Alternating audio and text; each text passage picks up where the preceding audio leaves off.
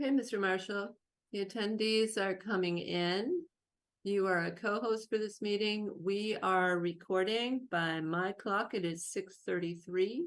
You have a quorum of the board. You look good to go.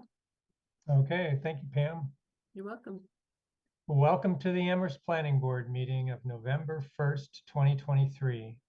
My name is Doug Marshall, and as the chair of the Amherst Planning Board, I am calling this meeting to order at 6:33 p.m. This meeting is being recorded and is available live stream via Amherst Media. Minutes are being taken. Pursuant to Chapter 20 of the Acts of 2021 and extended by Chapter 2 of the Acts of 2023, this planning board meeting, including public hearings, will be conducted via remote means using the Zoom platform.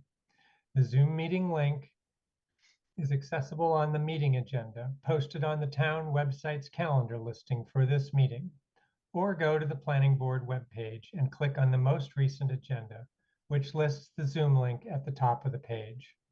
No in-person attendance of the public is permitted.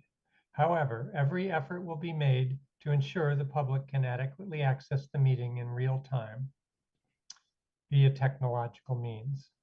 In the event we are unable to do so for reasons of economic hardship or despite best efforts, we will post an audio or video recording, transcript, or other comprehensive record of proceedings as soon as possible after the meeting on the Town of Amherst website. Board members, I will take a roll call. When I call your name, unmute yourself, answer affirmatively, and return to mute. Bruce Coldham. Present. Jesse Major. Present. Janet McGowan. Here. Karen Winter. Present. Fred Hartwell. Present. I, Doug Marshall, am present. And Johanna Newman. I'm present. Thank you all. We have a full house tonight. Board members, if technical issues arise, we may need to pause to fix the problem and then continue the meeting. If the discussion needs to pause, it will be noted in the minutes.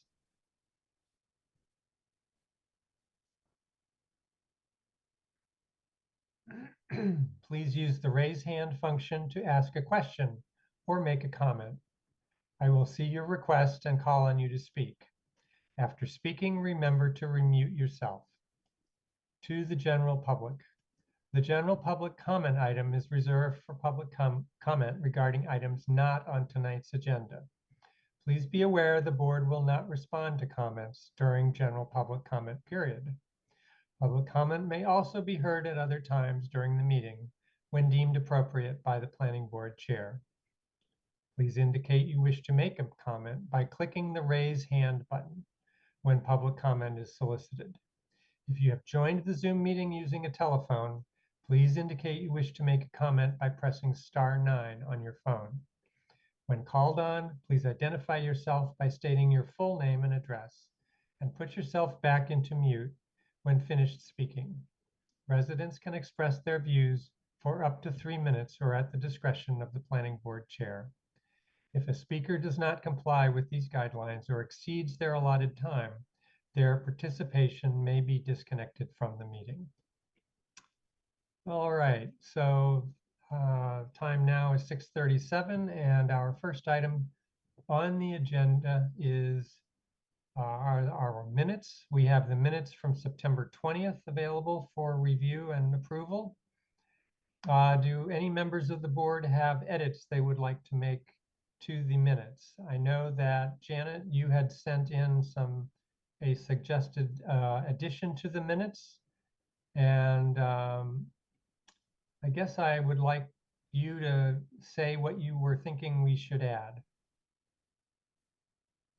So I was reading through the list of comments people had about during the housing meeting, and I remember making a comment that I thought that we shouldn't be looking at increasing housing and students along North Pleasant Street from like Kendrick Park to the university, because I thought that was going to be sort of a political disaster, and people were just adding more people to a neighborhood that is constantly talking about having too much housing and students in their neighborhood. So I just kind of put in a sentence to that effect. All right. So Chris, I had asked you to whether you found a comment like that, and what did you find in the recording? Yeah, I did listen to the recording and I didn't hear that comment. So Oh, I think I maybe I made it at a different housing meeting then. Hmm. Sorry to have put you through that. Okay, well, I guess then, are there other comments? I see a hand from Johanna. I was just going to say that I remember Janet making that comment and I was not at this meeting. And so it corroborates that maybe the statement was done in another meeting. Okay, Okay, right. thank you. thank you. Are there other members who have comments on these minutes?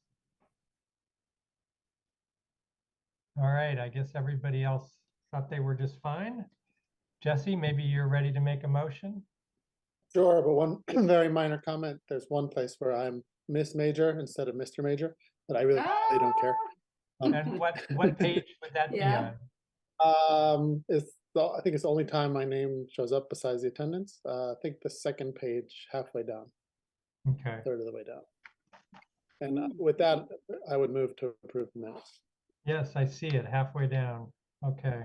I'm very sorry. Oh, All no right, problem. so we have a motion to approve the minutes with one edit as described by Jesse. Anybody want to second that? Oh, Janet, I see your hand. I saw your hand before I saw Johanna's. So I get the second. Janet, you get the second tonight. Thank you. Thank Thank you. Thank you both. All right, are there any more comments? All right, so with that, we'll go through a roll call. We'll start with you, Bruce. I'm going to abstain. I wasn't present at the meeting. Okay. Fred. Agree. All right. Jesse. Yes, agree to approve. All right. Janet. Aye. Thank you. Johanna. Aye. Okay, and Karen. I.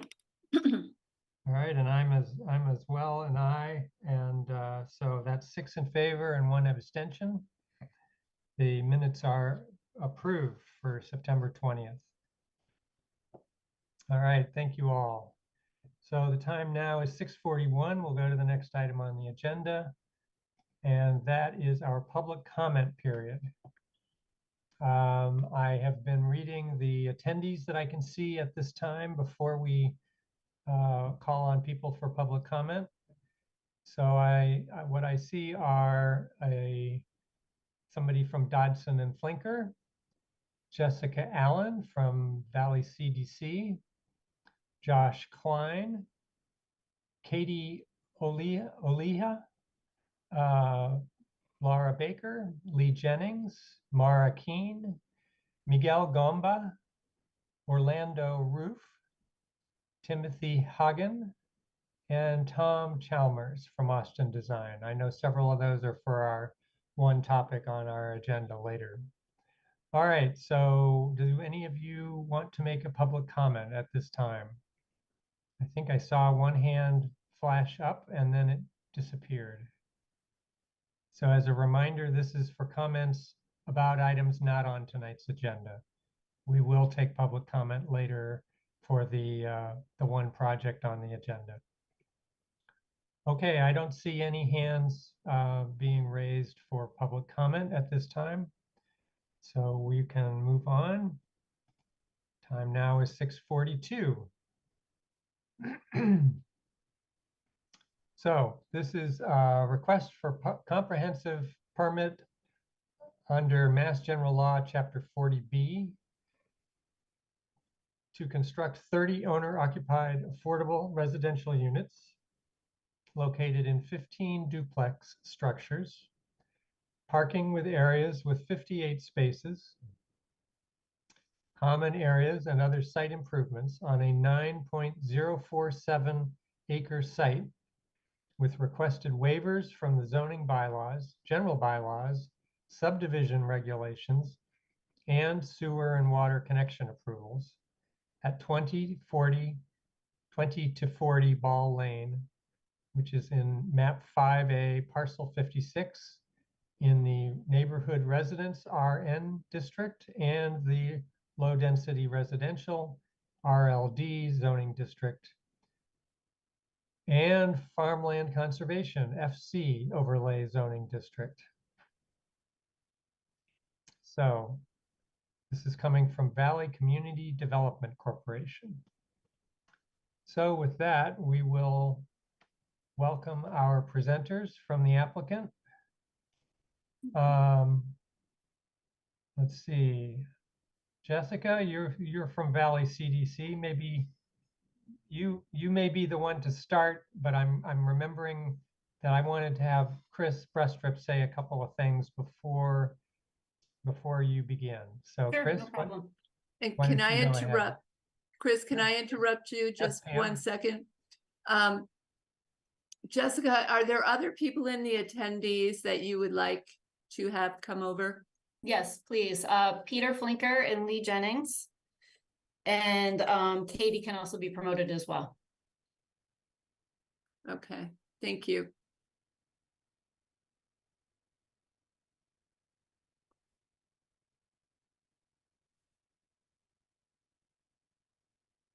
Shall I go ahead, Mr. Chair? I'm seeing Dodson and Flinker still among the attendees, so they need to come They're over. coming, they're coming. And maybe I missed this, was Josh Klein one of your team members? Yes, he is. So, and he's Okay. already been promoted. So, Okay, good. Yeah. All right, so welcome all. And Jessica, why don't you go ahead?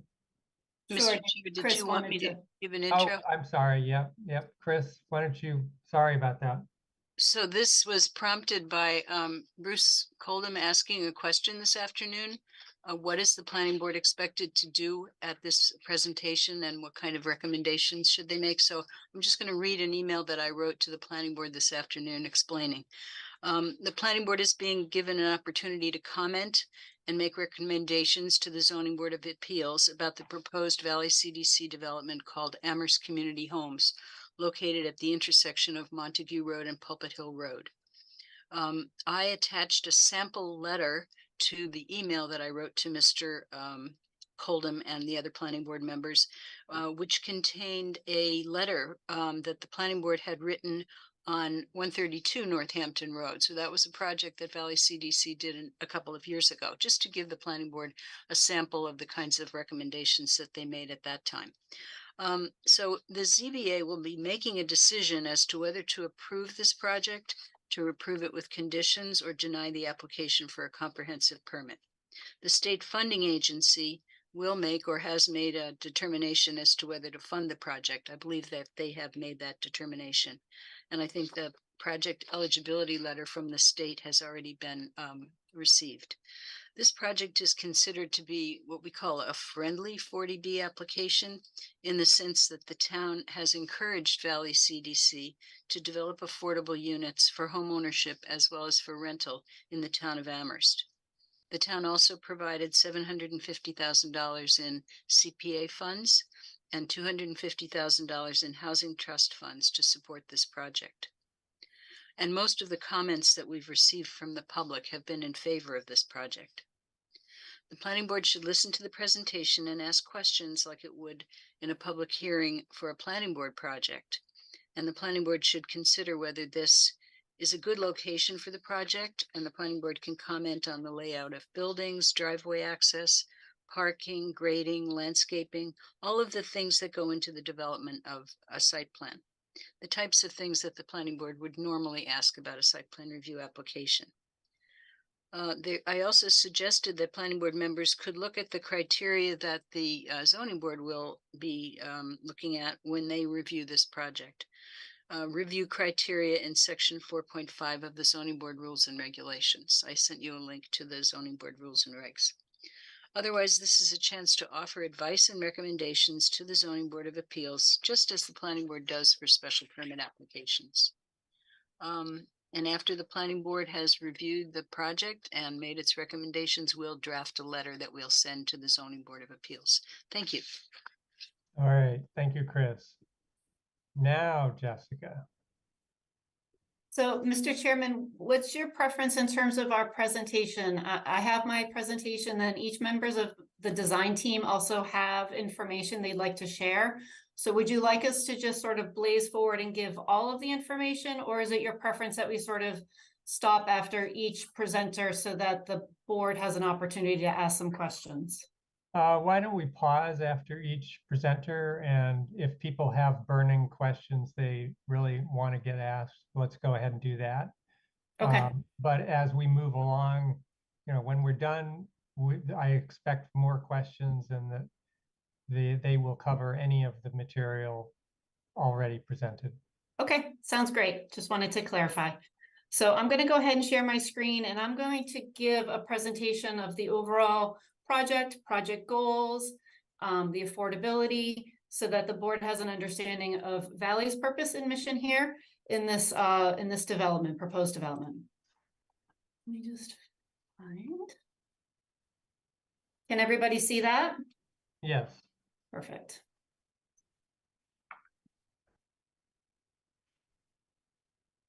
This is not going to let me go to full screen. Okay, so my name is Jessica Allen. I'm real estate project manager here at Valley CDC. What I am presenting to the board tonight is a proposed project that we are working on in North Amherst, currently titled Amherst Community Homes, and it's an affordable home ownership development. So the development team that have been promoted as panelists here, but just to reiterate, so Valley is the developer on this project. We've hired Austin Design to be our architect. Site design is and landscaping being completed by Dodson and Flinker. We have a civil engineering team, Stonefield Engineering. And then we've also engaged an attorney from Doherty, Wallace, Pillsbury, and Murphy to assist with the condo docs and any other legal assistance we might need with this project.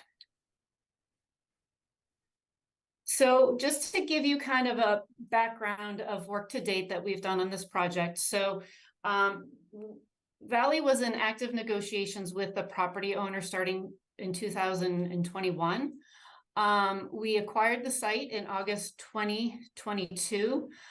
We did a lot of due diligence before purchasing the site, doing wetlands delineations and assessments, doing soils analysis, environmental reports were completed, phase 1 and phase 2.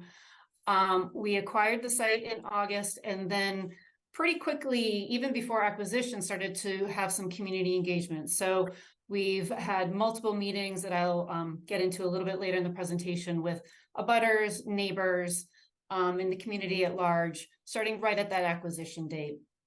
Also, in parallel track with the community engagement, we've been working on design development. So we have our design team, and we've been working through design almost the entire year of 2022 and here into 2023. So as Ms. Restrup noted, we received funding from CPA, received $750,000.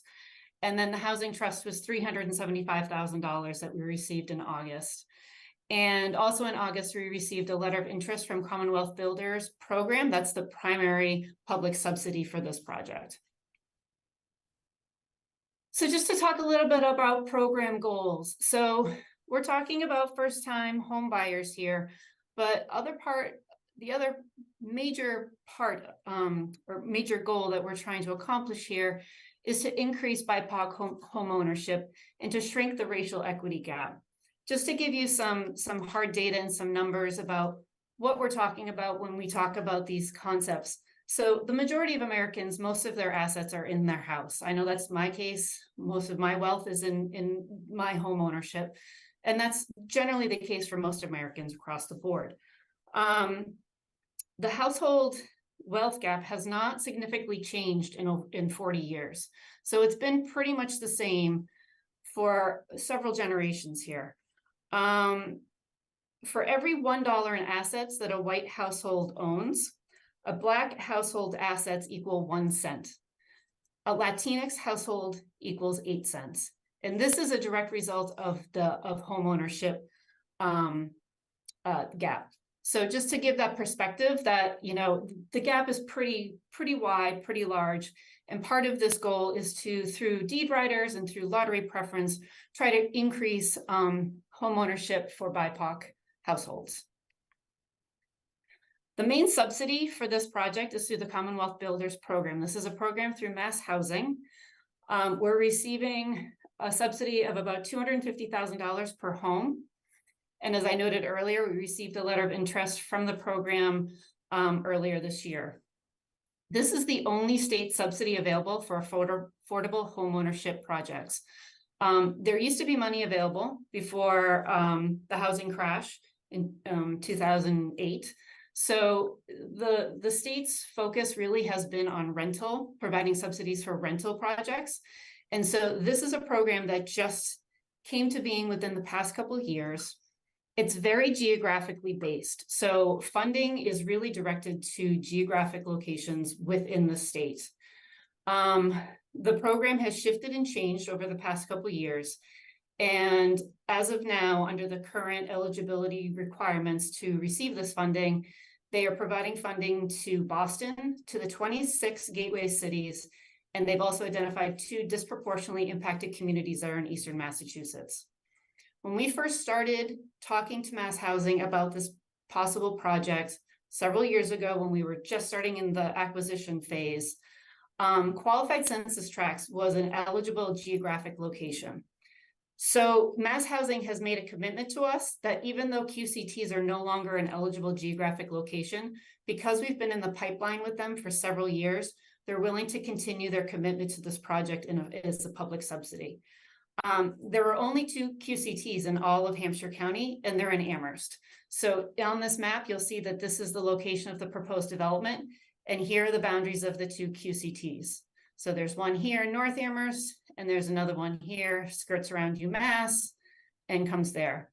So we're going to get into the QCTs in a minute, but I just wanted to provide that context to you that if this project was to be proposed today, it would not be eligible for this funding. So we're being allowed to continue with this project, even though the guidelines have shifted in the past couple of years. The site, as I noted, is in North Amherst. We think it's a fantastic site for a housing development. It's right on the corner of Pulpit Hill Road and Montague Road. It is about a half mile from a number of parks, from housing, including the Mill District, from services. It's about 1.5 miles from UMass campus, and it's along the PVTA Route 33. So the bus already comes through here. There's an existing PVTA stop right here in the corner adjacent to the site. The site is about 9 acres. It's previously developed. It was, it used to be a trucking facility and agricultural farm produce facility. On the property, we have an existing 812 square foot house, which is located right here. Riley currently is renting that home to a tenant. We have frontage on 2 public ways, Pulpit Hill Road and Montague Road. And we also have frontage on a private way. Ball Lane is a private way, ends right here. And the site has access from 2 locations, from an existing driveway on Montague Road. There's also access to the site from Ball Lane. The site has 2 areas with delineated wetlands. We've got wetlands right here in the front in this kind of old country ditch that over time has turned into wetlands. And then we have additional wetlands in a riparian area back here. This is an intermittent stream back here, but there's a steep slope and lovely intermittent, lovely riparian area back here. Public water is available to the site, both through Montague Road and Pulpit Hill Road, and public sewer is available through a connection on Ball Lane. Here are just a couple photos of the site. So this photo is standing along the edge of the riparian area towards the back of the property and looking out towards the intersection. Here's the intersection down here, Montague Road and Pulpit Hill. This photo is standing at the intersection itself and looking back towards the riparian area, which is back here. And then, as I noted, it's been previously developed. So we have some concrete pads and driveways from the former commercial industrial buildings. And then here's a photo of the existing house. So as I noted earlier, we've gone through a pretty robust community process through this. Since May of 2022, we have had either in-person or Zoom meetings with neighbors and abutters. That's within the 300-foot buffer zone and with a lot of the direct abutters. We've had some one-on-one meetings with them. We've gone before the town's technical review board 4 times at various stages of the design process. So we get to a point where like, okay, we're now going to start stormwater. Let's check in with the town and see what their preferences are. And it's been a super helpful process to help guide this development to make sure that we're designing in a way that the town departments feel like makes the most sense. We've had a number of meetings with municipal committees, like I noted, the CPA committee and the Housing Trust Committee. I've also had meetings with counselors. Town counselors came for a site visit. I've had one-on-one conversations with counselors. So there's been a lot of communication there. And then we've had a lot of multiple emails and phone calls from abutters, having questions, wanting to check in directly. And then people who are just interested in purchasing here and are asking me, when's the application process starting? When can I get a house here? So there's been a lot of interest, and we've had a lot of conversations with people, and we feel like we've done a really good job communicating with neighbors and abutters about this project. So I'm just going to give you kind of a broad brush of our design concept and let the design team dive into the details. But we have 30 homes, 15 structures. So we've got duplexes. The duplexes are a combination of 2-bedroom and 3-bedroom homes. Each of the homes has 1.5 baths. Because we're going through the comprehensive permit process, all of the homes will be included on the town's subsidized housing inventory. We're looking at about 10 of the homes to be available to households that are at 80% area median income or below, and 20 homes to be marketed to 100% AMI or below. In terms of the site design, it was really important to us to preserve the frontage and to preserve this beautiful meadow that you can see from the intersection of Pulpit Hill and Montague Road, and to work to concentrate development in those areas that had already been previously developed by the previous owner, where the concrete pads are, where the driveway exists. So trying to tuck the development back to keep it away from the road and preserving that front area. We were really looking at a co-housing model or a pocket park design model for this project. So looking at two shared parking lots with shared open space, and that open space being designed through the pedestrian walkways. We have, one large open space here, but we have these little pockets of open space that have been designed utilizing the pedestrian pathways. All of the homes are going to be oriented for passive solar, which means we're trying to maximize solar heat gain in the winter and minimize it in the summer.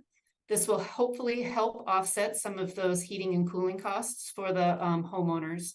And each homeowner will have a limited use area, which you see on the plans, these little dotted areas in here. And that gives some privacy and the homeowner the ability to sort of maintain and manage their home the way that they would like to. So that's privately maintained limited use areas for each homeowner.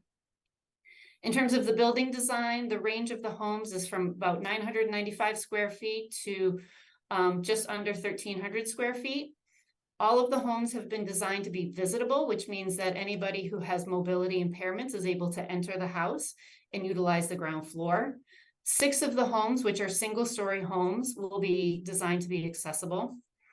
The buildings are designed to be passive solar, which means more windows on one side and less on the other. We're looking to have a fossil-free development here, so all electric utilities in the homes. The homes have been designed to have both interior and exterior storage space, with the idea that we didn't really want homeowners plunking sheds down willy-nilly after the project's been developed. So providing some exterior storage space is part of that building design. And then we intend to have all of the buildings have their own individual PV solar units as part of their home. So talking about the Commonwealth Builders home buyer requirements. So these are going to be requirements for any homeowner who's purchasing a home here right off the bat. We are looking to have first-time home buyers. There's, some weeds in the definitions, but essentially anybody who has not owned a home in the prior 3 years. They need to have assets less than $100,000, and they need to be income qualifying. So they need to be able to qualify for a fixed rate mortgage loan. They need to be able to provide a minimum of 3% down payment or be approved for a down payment assistance program, similar to what the town of Amherst has under their CPA program. They must have the ability to pay all of their closing costs, and they must complete home ownership counseling by the time of purchase, which is a free program that we provide here at Valley. We intend to provide that service to any of the prospective homeowners. So just to sort of touch on the qualified census tracts here, a little bit more detailed. So the homebuyer preferences under the Commonwealth Builder program slightly shifted in 2023 when we had the influx of ARPA money that came into this program. So now the preferences are for households that are currently living in a qualified census tract, which I noted earlier. Amherst has 2. Just to give some data about what that means for the town, about 35% of the total town population and the total land area is encompassed within these 2 qualified census tracts in Amherst. Preferences will also be given to households that qualify for certain federal programs. This includes SNAP, free and reduced lunch, any number of federal programs that a household can qualify for. So those are the preferences for home buyer. So looking at anticipated sale prices. So these sale prices are going to be set by Mass Housing, and they're going to be finalized when we get to the time of marketing, which will probably be around 2025. So this is just our best assumptions at this point, and these are the numbers have been provided to me by Mass Housing at this time.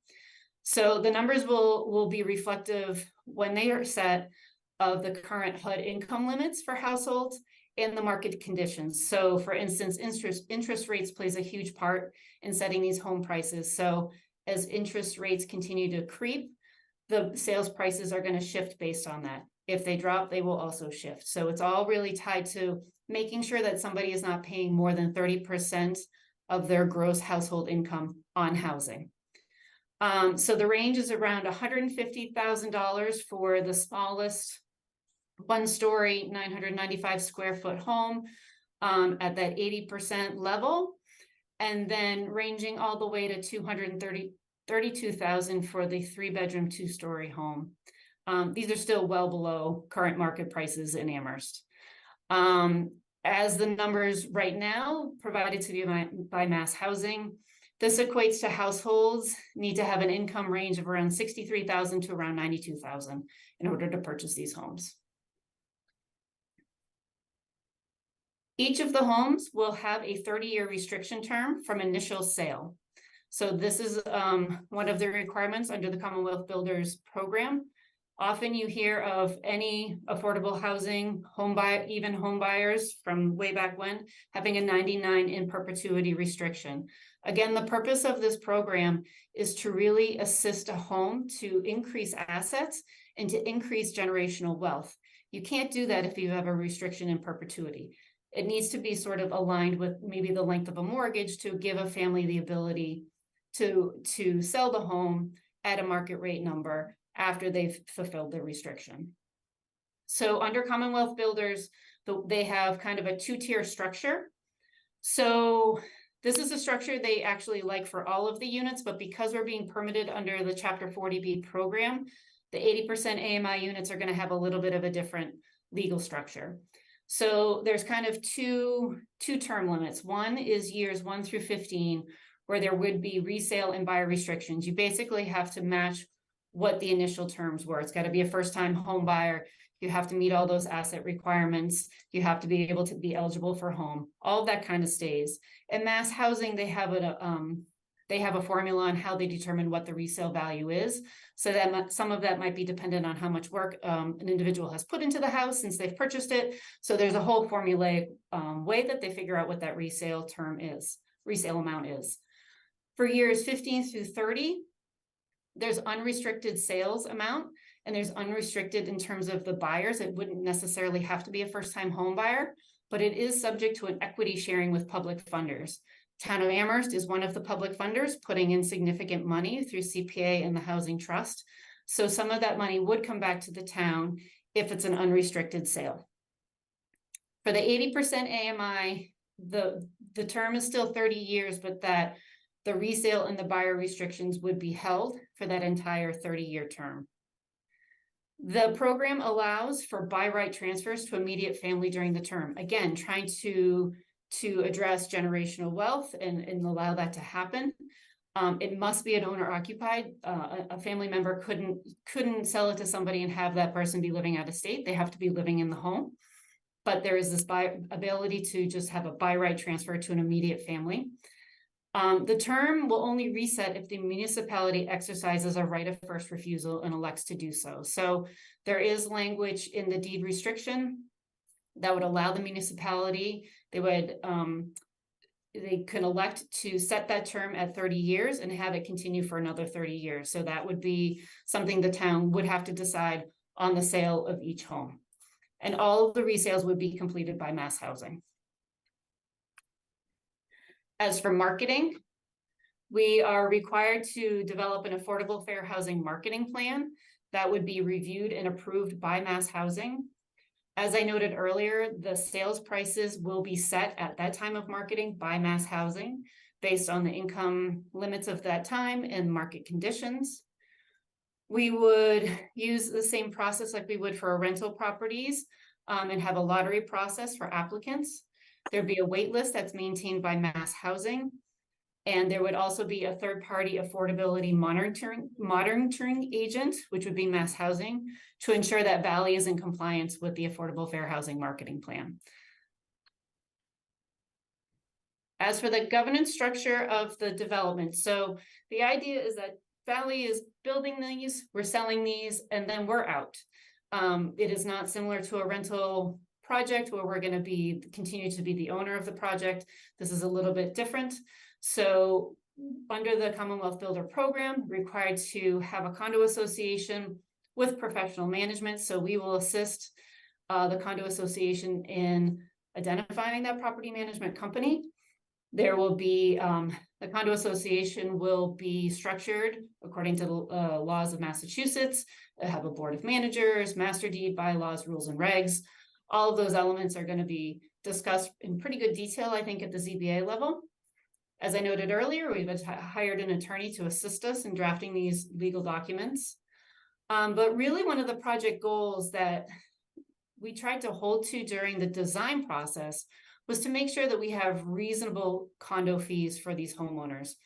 They're going to be moderate income homeowners with probably not a lot of money in their back pocket. So we want to try to make sure that these condo fees are reasonable and not overly burdensome to make it hard for somebody to be able to purchase one of these homes. So that was a really conscious design concept that we moved forward with over the past year and a half. The condo association would also govern the common areas and the maintenance of those common areas. Common areas being the parking areas, pathways, common lawns, meadow, and any common infrastructure. Homeowners would be responsible for the limited use areas and the home that they've purchased. So as terms of property management, like I noted earlier, having a professional management company, Valley would assist in trying to partner with somebody. Trash and recycling would be once a week, and you'll see on the site plans that there's 2 locations that trash and recycling will be housed. Snow removal and storage will be per event, and again, the site plan team can identify where those storage areas are located. Lighting will be by photocell and motion sensor and will be dark sky compliant. All of the fixtures that we've selected are dark sky compliant. Landscape maintenance, there'll be mowing of the common areas and seasonal cleanup. Stormwater systems will be cleaned twice a year. And then there is a mailbox shed, which will not only house a mailbox, but will have a community bulletin board and storage for utility carts so that people will be able to carry their groceries from the shared parking area directly to their home. And just wanted to quickly note how this project meets community plans that are in place in the town of Amherst. So for your housing market study from 2015, there was a strategy to provide for small 2-3 bedroom cottage style units at higher density than traditional single family homes. We've met that goal. In the housing production plan of 2013, there was a strategy to encourage private development of cottage or bungalow style cluster developments, have you incorporate universal design and visibility standards, use of sustainable development principles, high energy efficiency for reduced operating costs, and communication with neighboring properties during development process. I feel like we've hit all of these goals as well in this project. In the community's master plan from 2010, in your housing chapter, there were notes of encouraging a greater mix of housing types, sizes, and prices, encouraging development of economically diverse neighborhoods, supporting development of affordable units with equity building provisions, develop housing in an environmentally sound manner, and encouraging the visibility of units. Again, I feel like this project really sort of hits on all of these community goals that were noted in your master plan. So just quickly, the timeline. So as I noted earlier, from 2022 to 23, we've really been focused in community engagement and site and building design, requesting local funding, and here we are in the local permitting process. Once we get through permitting, then we'll start focusing on final construction documents, getting some real numbers from GCs on pricing and bidding, continuing to request funds from various grant sources and foundations, and finalize our application with Commonwealth Builders. And then if all goes according to plan, we'd be closing on our financing in 2025 and starting construction, marketing and lottery, construction complete, and sales to selected buyers by 2026. So we're still a few years out before homes will actually be ready for sale. But that is the nature of affordable housing. It is not a fast process. So that is the end of my presentation. I don't know if you want me to go back to any of the slides or what would be helpful? Well, why don't we see if there's any questions from the board at this point? I will comment that the slides you just showed were not in our packet. So this is the first time we've seen this information. Okay. I can certainly send it after the meeting so that you can have it afterwards. Okay. Yeah, and maybe we could add it to the packet for this meeting this evening. Chris, your hand went up first, and then Johanna. I just wonder if Jessica would spend a little time talking about Valley CDC's program to help homeowners who are first-time home buyers to get themselves ready to purchase homes. I think it's a really good program, and I think that people should learn about that. Sure. Yeah, we have a very robust first-time home buyer program here. We have Donna Cabana, who has been at Valley for 12 years and has been doing this work for over 20. She is a rock star in terms of helping people navigate their way through the process of buying their first home and getting themselves in a great financial position so they can buy that home. So what she and I have been kind of banging the drum a little bit about in terms of this project specifically is we want people who think that they may be interested in purchasing one of these homes to start their counseling program now. It takes a lot of time to become creditworthy. And I think it's pretty well known that households in the BIPOC households tend to have a harder time with credit for a whole nature of things. It's the system's kind of built against them to some extent. So, you know, we are encouraging people that if they are interested in this program to reach out to Donna directly. And she can get them started on what it's going to take to be a first-time home buyer and start helping them get their credit in order and their finances in order. Because the more of cash somebody has set aside to put down for down payment, the less their mortgage payment is going to be and make their lives a whole heck of a lot easier.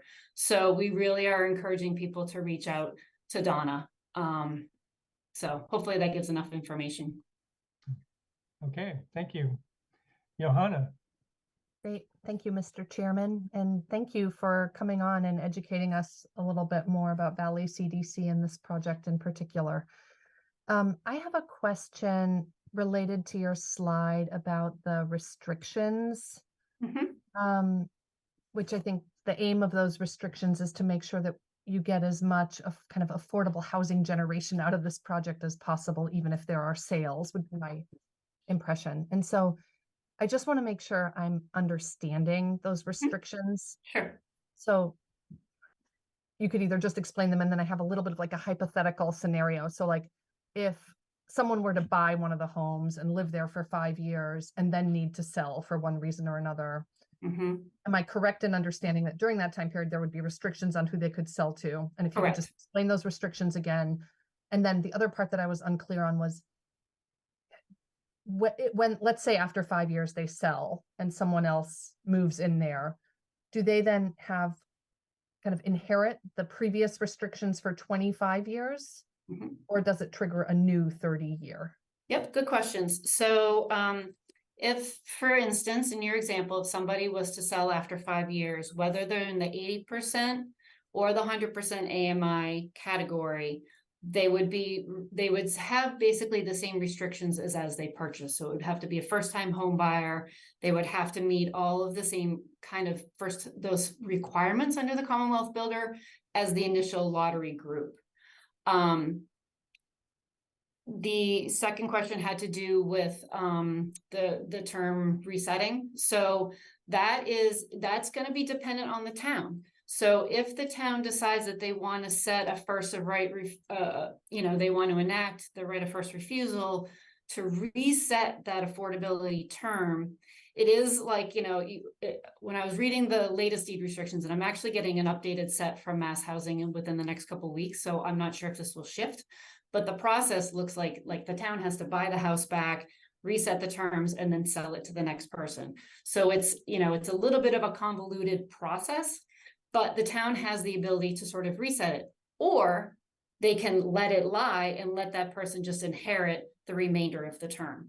So it really is kind of in the town's hands on how that wants to happen. And in a couple of meetings, I think it's the one in December 21st, I am going to have folks from the Mass Housing, from the Commonwealth Builders Program, participate in that public hearing.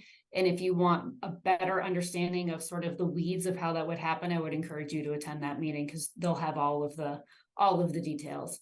But that's essentially how it works. So it's kind of in the town's hands to decide whether they want to reset it or let somebody sort of, play out that length of the term.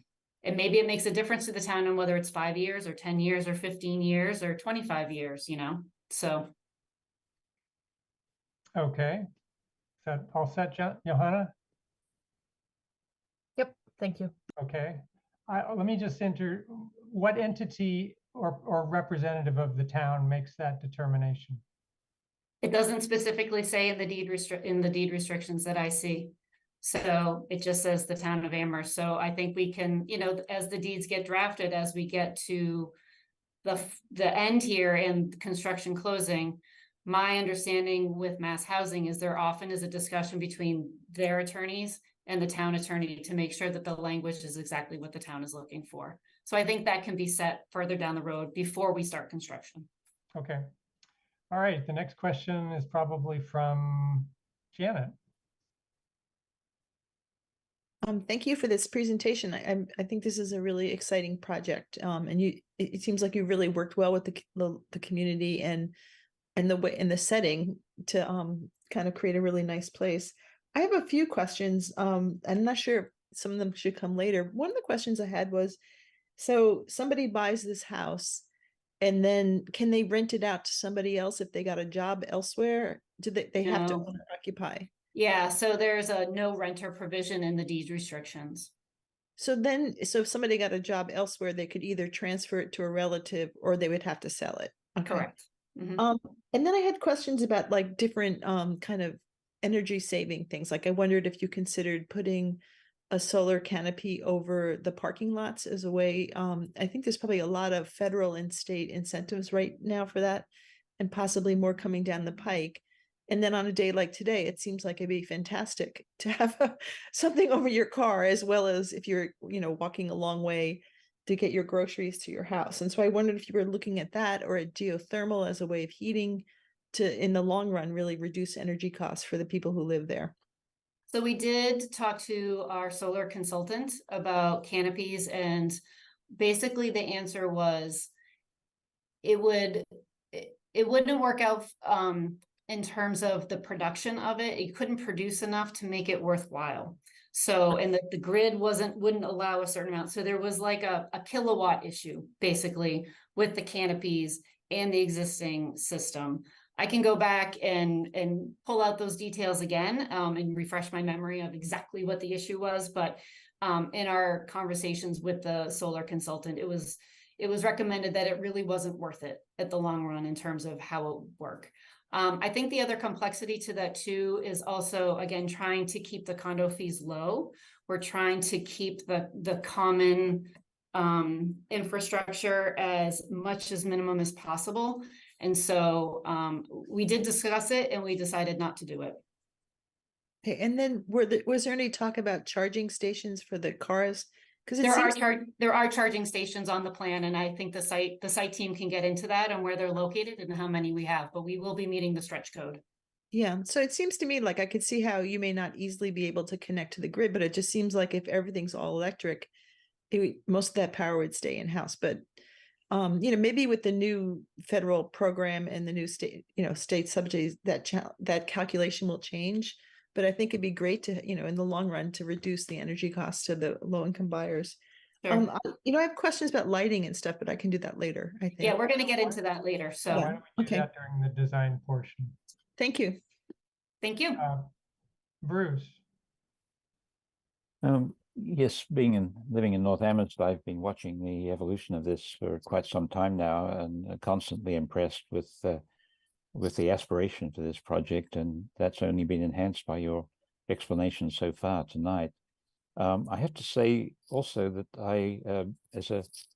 I've been active in Habitat for Humanity now for about 10 years. I'm a construction superintendent for the houses that we build, and I've always been and have understood that we put a deed restriction on these houses and that they remain affordable in perpetuity. And my base level understanding of the world of affordable housing was that was a good idea. So I was intrigued to hear the explanation you gave for sunsetting the restrictions at 30 years as it relates to wealth building. I just wanted to say that because that was, I think, the most significantly new thing I heard, not just about this project, but about the way of thinking in the world. And I just wanted to make sure everybody else perhaps understood that, because it seemed to me to be a significantly interesting strategic component of what you're trying to do. That's it for now. Thank you. Okay, thank you, Bruce. Karen.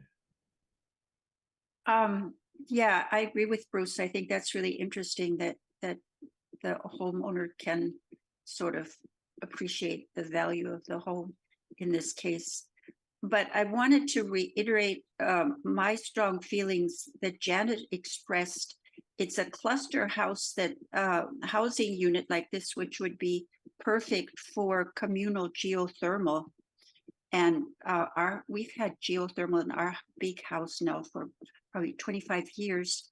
I think that if you plan the whole thing this way, there probably are so many grants that would further this kind of thing. I don't think you should just have a quick consultation with the solar experts and then say it's not worth it. I realize that you have to make this affordable and that's the prime goal.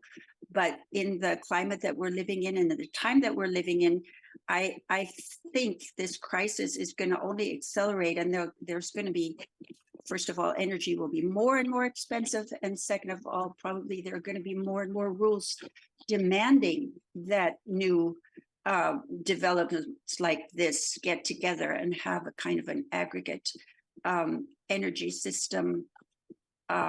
So I just think that would be really good if you revisit that, particularly geothermal community-based. So I will add that Valley is doing geothermal at another one of our projects in Northampton, which is at the former nursing home. It's called Prospect Place is the name of the project.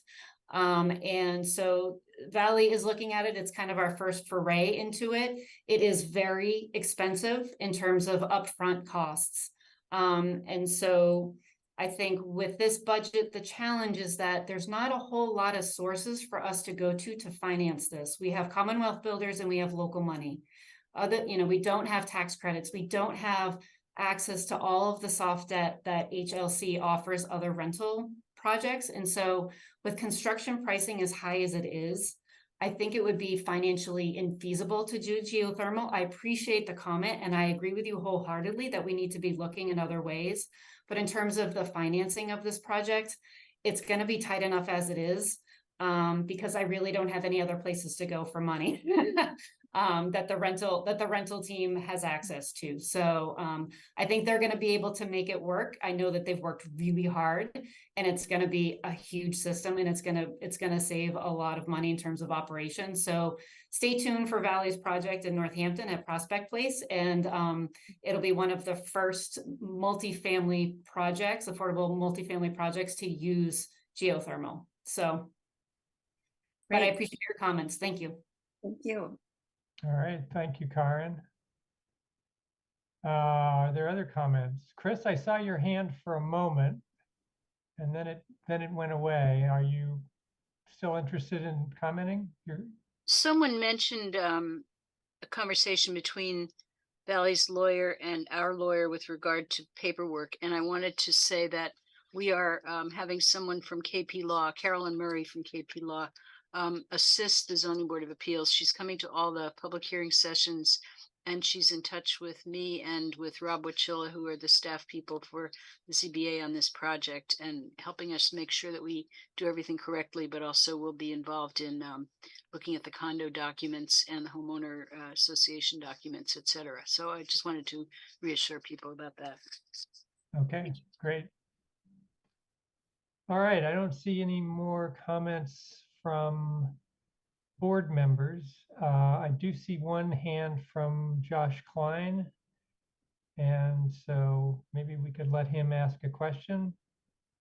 Josh, when we bring you over, if you could give us your name and your street address, and you will have up to 3 minutes for a comment. Hello, Mr. Klein. We cannot hear you.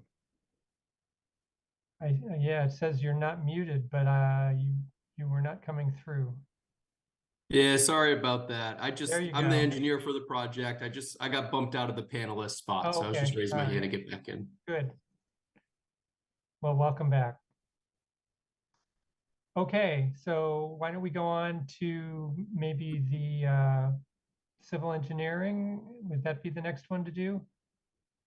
Either site, if you want to do site design and understand Site, sort of the that's big fine. picture, and then I think Josh and Katie can dive into the weeds of the stormwater. I mean, Okay. they kind of work together, but one kind of drives the other. So we can do site design and then engineering following up, or they can tag team together. But Okay. That Yeah, would good be- evening, everyone. I'm Peter Flinker, Dodson and Flinker in Florence, and here with Lee Jennings, my colleague tonight, to talk about. I'm going to start by talking about sort of the overall master plan quickly and sort of why it looks the way it does, and then Emily's going to talk a little bit about the landscape plan, and then we'll hand it over to the civil to talk about drainage and grading and all those good things. Can you do a full screen on this, Lee? Thought you were seeing a full screen. We're seeing No? Windows, and Windows, at least I am. Yes. Yeah, we see both the current slide and the next slide. There you It go. might- There you go. Okay.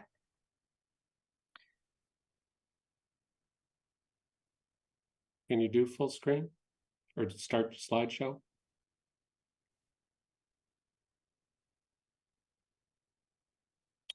There we go. So we wanted to start with sort of showing where the site is in relationship to the rest of North Amherst. As you know, it's on the corner of Montague Road and Pulpit Hill Road. And really, it's kind of in the center of a donut surrounded by open space.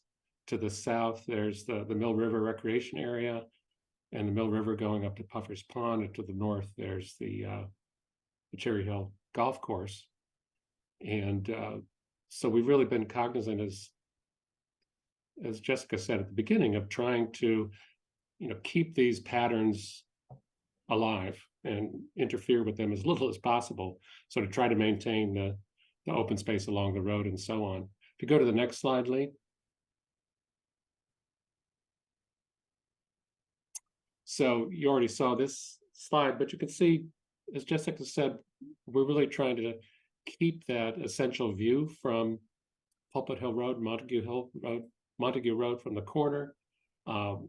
We have to preserve the wetlands, of course, but we're trying to buffer those as much as possible with a wider than required riparian buffer, and then reuse that complex of buildings, which is now primarily disturbed ground and old foundations, to reuse that as the core of the development site.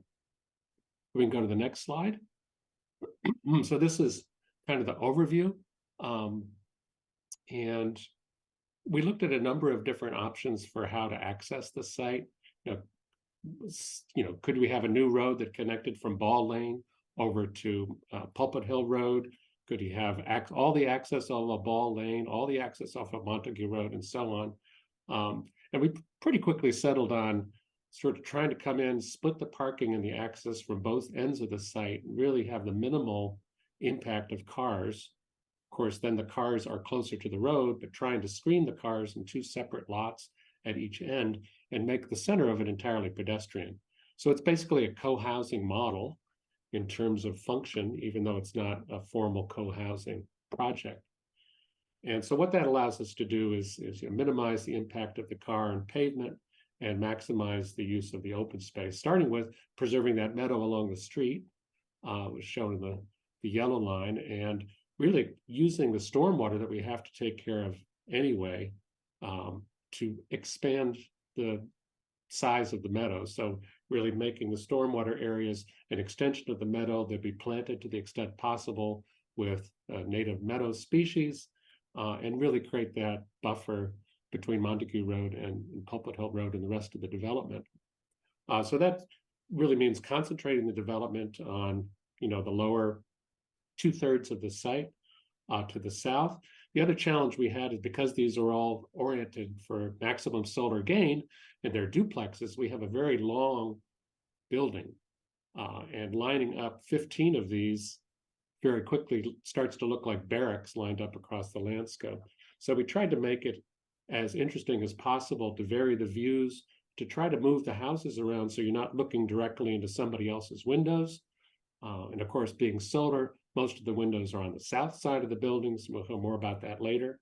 But then to offset the building slightly. So as you walk through the site on the central pedestrian path, you really get a series of interesting events happening. So part of that is, as you walk along, you come to these shared open space areas, the sort of 3 or 4 main areas, and each of these will be maintained as sort of usable lawn space. That probably be most of the mowed lawn that's on the site. The rest of it, other than the privately managed areas, the limited use areas, we're hoping that will be either in meadow plantings, some kind of a native shrub border, or will be otherwise managed to be not having to be mowed. So the parking, as I said, is consolidated in those 2 separate lots. And then we have a pedestrian system that focuses on that main pedestrian path, which will be 12 feet wide. And then that leads to a series of smaller paths that are shown in yellow that provide access to each of the homes, and also create a sort of an attractive edge as you can walk around in a loop to enjoy the meadow, get to the community gardens and some of the common spaces, and connect to neighboring properties where you currently have some of those connections. And then we've been working to get a sidewalk that goes all the way out to the corner to reach the bus stop. And then the last part is really carving off these limited use areas, which really function as a separate sort of property boundary around each home. And 2 of them are noted there. So the homes are duplexes. So the limited use areas comes up to the middle of the home and then curves around the back. And so we've again been placing the terraces and the outdoor spaces very carefully to try to give people a sense of privacy as they come out of their home, and to not be looking directly from one home into a terrace or into another home. So now Lee's going to take over and talk a little bit more about some of the details. Hello, everyone. So, as Peter mentioned, we have these 2 parking areas, and we're providing 58 spaces of parking, and it includes 8 EV spots and 4 EV ready. And at each parking area, we'll have a dumpster location and a mail shed for the mail, and also the cart storage, as Jess had mentioned. And in terms of planting, it was a priority to preserve as many existing trees on the site, especially to assist with screening. So we're able to maintain the large maple trees along Montague Road.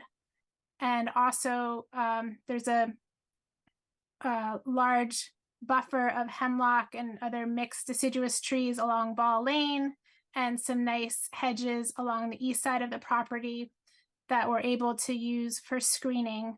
Because of the solar panels on the homes, we maintain smaller trees for our new trees near the homes, but are planting larger canopy trees along the parking lots and in the meadow edge. It was important to give screening to the abutters.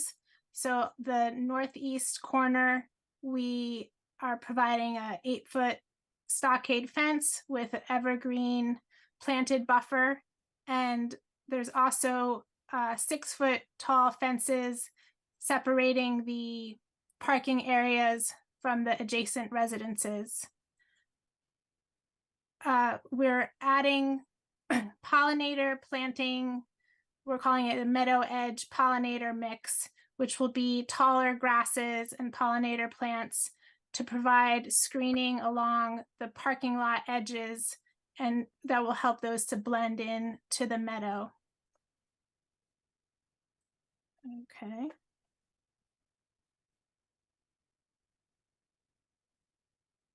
Looking more at one cluster of houses, we can see that each home will have their limited use area, which are the dashed lines, and a front walkway to a porch, and then a shared front garden space that would be maintained by the homeowners association. And each unit will have a rear patio with a connection to an outdoor storage area that's attached to the building, and 16-foot long fence to separate the patio areas and provide privacy at the rear unit. In terms of lighting, we have 3 different types of lighting on the site. So we wanted to make sure that pedestrians felt safe at the parking areas and walking to the residences, but to not have the site feel like it was overlit. So we have 12-foot tall poles, which are the darker orange along the central pedestrian spine, and then 42-inch bollards at the secondary pedestrian areas.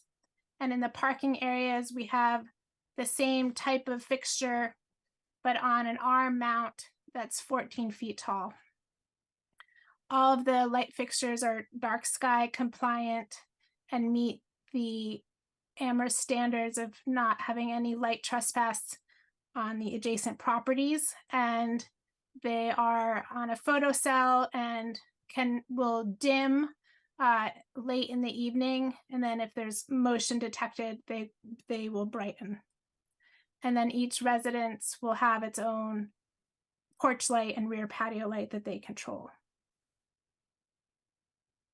We just have a couple of views showing how the site will look. So this is the view from Montague Road and Pulpit Hill, showing that meadow and the stormwater that's tucked along that edge. looking at the central spine. It's a 12-foot wide spine, but we do have 3-foot wide reinforced turf shoulders on either side to comply with the fire department's requirements. And this gives another idea of this central spine and the parking areas at either end. And the view of looking towards the northeast. And this is just a view of the common lawn. So we're happy to take any questions that you may have about the landscape and site.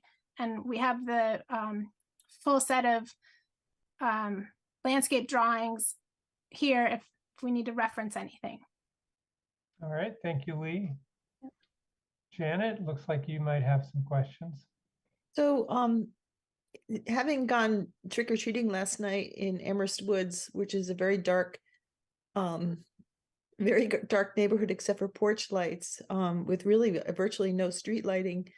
And also I think maybe getting some help from co-housing people. I was a little, to me, the kind of street lights, the tall street lights around the parking lot and along the pedestrian walkway, my first reaction was that it felt sort of institutional or apartment complexy in a way that maybe kind of working against what you're hoping for in terms of like a small cottage community. I wondered if there was a way, I mean, if everybody has their lights on or the porch lights on or lower lights at the parking areas. You know, I've seen parking lots that are lit by very low lights, or along the pathways, it would just create less of an institutional look or an apartment complex kind of look at, you know, I just, my first reaction to the lighting was just like, it doesn't feel like Amherst. I think there's a lot of dark neighborhoods in Amherst that are, you know, expensive neighborhoods as well as co-housing. And is there a way for people to see and move around without having these tall kind of 12-foot overhead lights? Is there a way to bring it down lower? We did look at having sort of bollards throughout, but in order to get enough light to reasonably show all the paths and serve, you have to have so many of them that it was kind of cost prohibitive. So, I mean, literally I was walking through East Amherst, which is adjacent to Amherst Woods, and there's no lighting on the street. And I was walking down a sidewalk that I could, you know, I would have to self-light or I would get a porch light. And so I wondered, I'm not asking for dozens of bollards, but is there a way to just make it look more like other neighborhoods in Amherst that aren't all lit up? But I wonder, you know, if Bruce, maybe he's in co-housing and there's another co-housing project up the way, they also have a kind of a complex of paths. And I wonder what they do for lighting.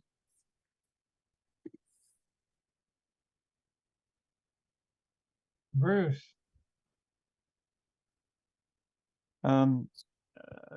Even before Janet said what she said, I had the similar reaction. I thought it might be too intensively lit. I had an interesting experience, I should say, in Hardwick many years ago, where we designed a school, and we had what we thought was a reasonable amount of lighting, and we took a great deal of it out because the community really felt that it was inconsistent with being in Hardwick, and they're used to darkness. And so I got a sensitivity for people's tolerance of dimness, let's say. And so, Peter, I'm wondering whether what the design standard here is. I know I was going to say, even before Janet asked again, that we have bollards in our community that are spaced about 50 feet apart, and they're 4 feet high, which is about, well, 42. They're same as yours, and they've got well, nowadays they've got about I don't know, 18-watt LEDs in them, but it gives pools of light with dark spaces in between, and that feels fine for us. So I'm not here to say how I think you should do it, but it feels to me that that the lighting might be more intense than I would expect in a community of this sort. Just an opinion. I was also interested in Doug. Might I continue? I have a few other questions as well. I think so. Yeah. I was noting of the controls. We had the same kind of controls 20 years ago when we started. Of course, that was 20 years ago technology, and so maybe things have changed. But we found that an auto on with a photocell that turned the lights off, and a few other features. After about 10 years, they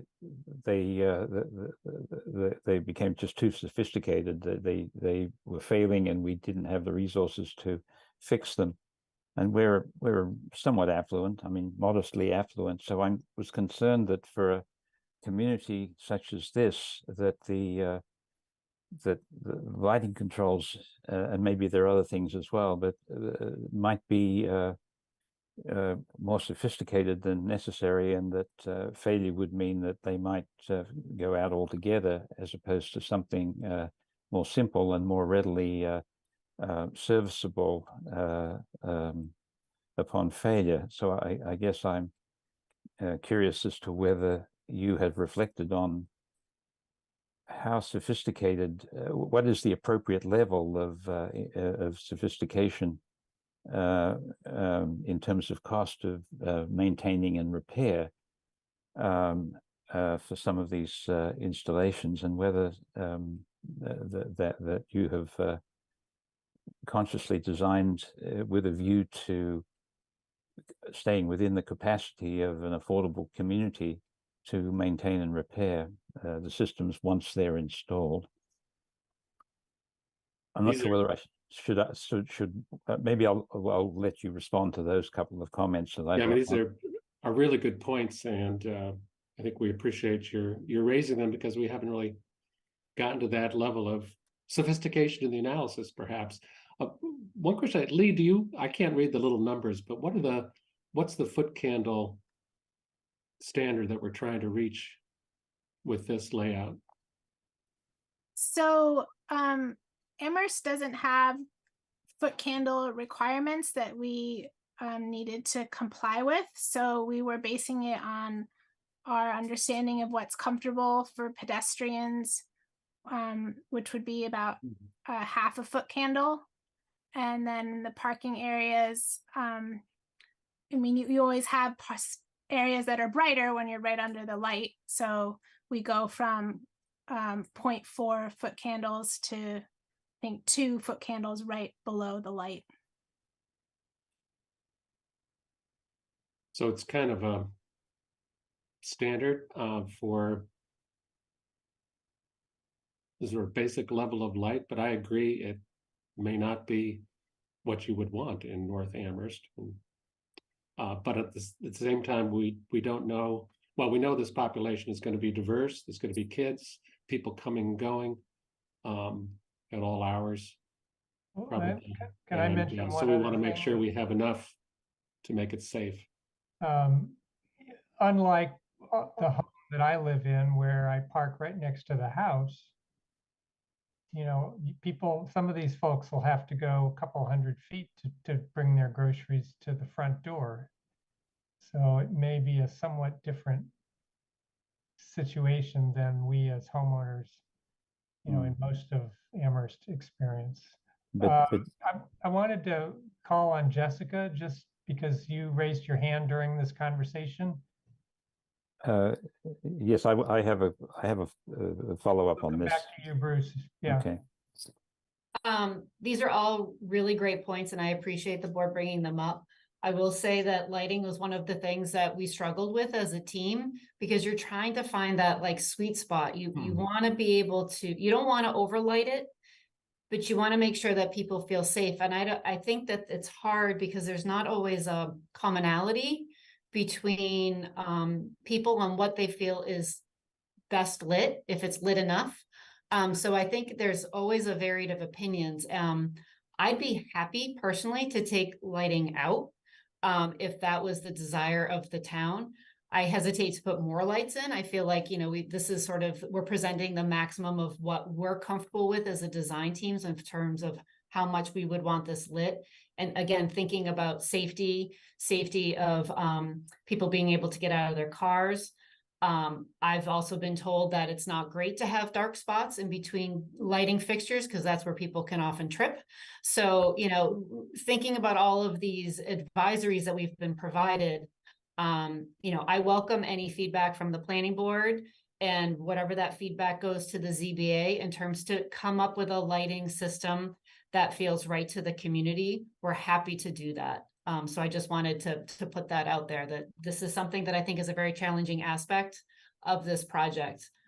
Given its location in North Amherst, also given its location to wetlands and riparian areas, we don't want to overlight and confuse bugs and insects as they're migrating. So these are all things that we've thought about, and we are presenting where we landed, but it's definitely something that we can discuss and shift on.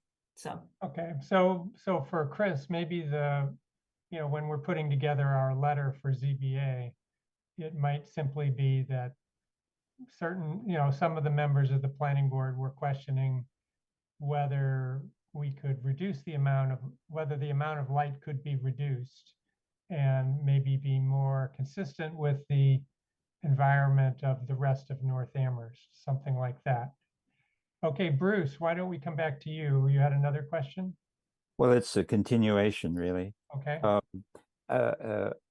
I guess I would ask Peter and Jessica and the team to whether they might, if they haven't already done so, to consider walking through, particularly, our community to some degree, and but right across the road, the Pulpit Hill community. They've got lighting, and they've had, like us, they've had it installed for many years, and it's a very similar situation. We're walking 50 or 100 feet to our cars from our houses, and but the community across the road even more so. So I think it's probably more relevant to it's a resource, and I do think it's more lighting than necessary. I won't say overlit, but I think more lighting than necessary. And I think if you were to look across the road and see whether that level of lighting is adequate, or if it isn't adequate, whether it might be made adequate with a couple more lighting, which would indicate perhaps that it would still be less than the intensity of bollards, particularly that you've got here. So I would encourage that, because I think you could save some money, but I think also just well, mostly it's a cost-saving thing here. I think it seems to me that you could get some dollars you could spend somewhere else. I've got some other questions, but I'll hold those for until later. Okay, Bruce. Janet? I was going to say exactly what Bruce said, is, to come visit either, the co-housing in some neighborhoods. It's just a really dark community. I mean, you might go to co-housing and everybody's complaining about the darkness, but I think that knowing those communities, I'm sure they would have ironed that out. I wanted to talk a little bit about the road, and is this and sidewalk access to Mill Lane. Would this be the right moment for it? I think we could start that conversation, sure.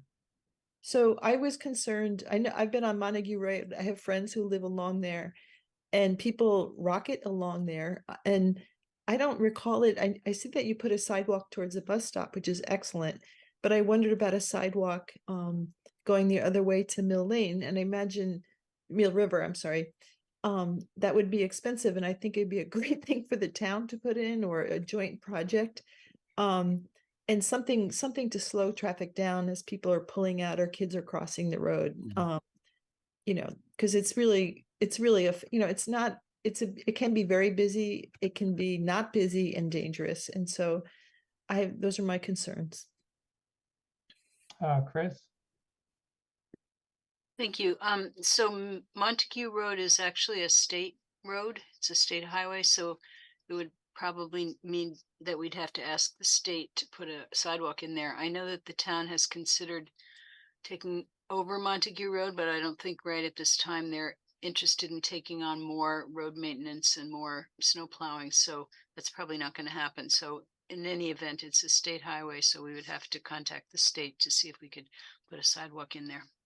Is there some other access to Mill River that you might be trails that I don't see on this map? Since we're in a town that's covered with trails.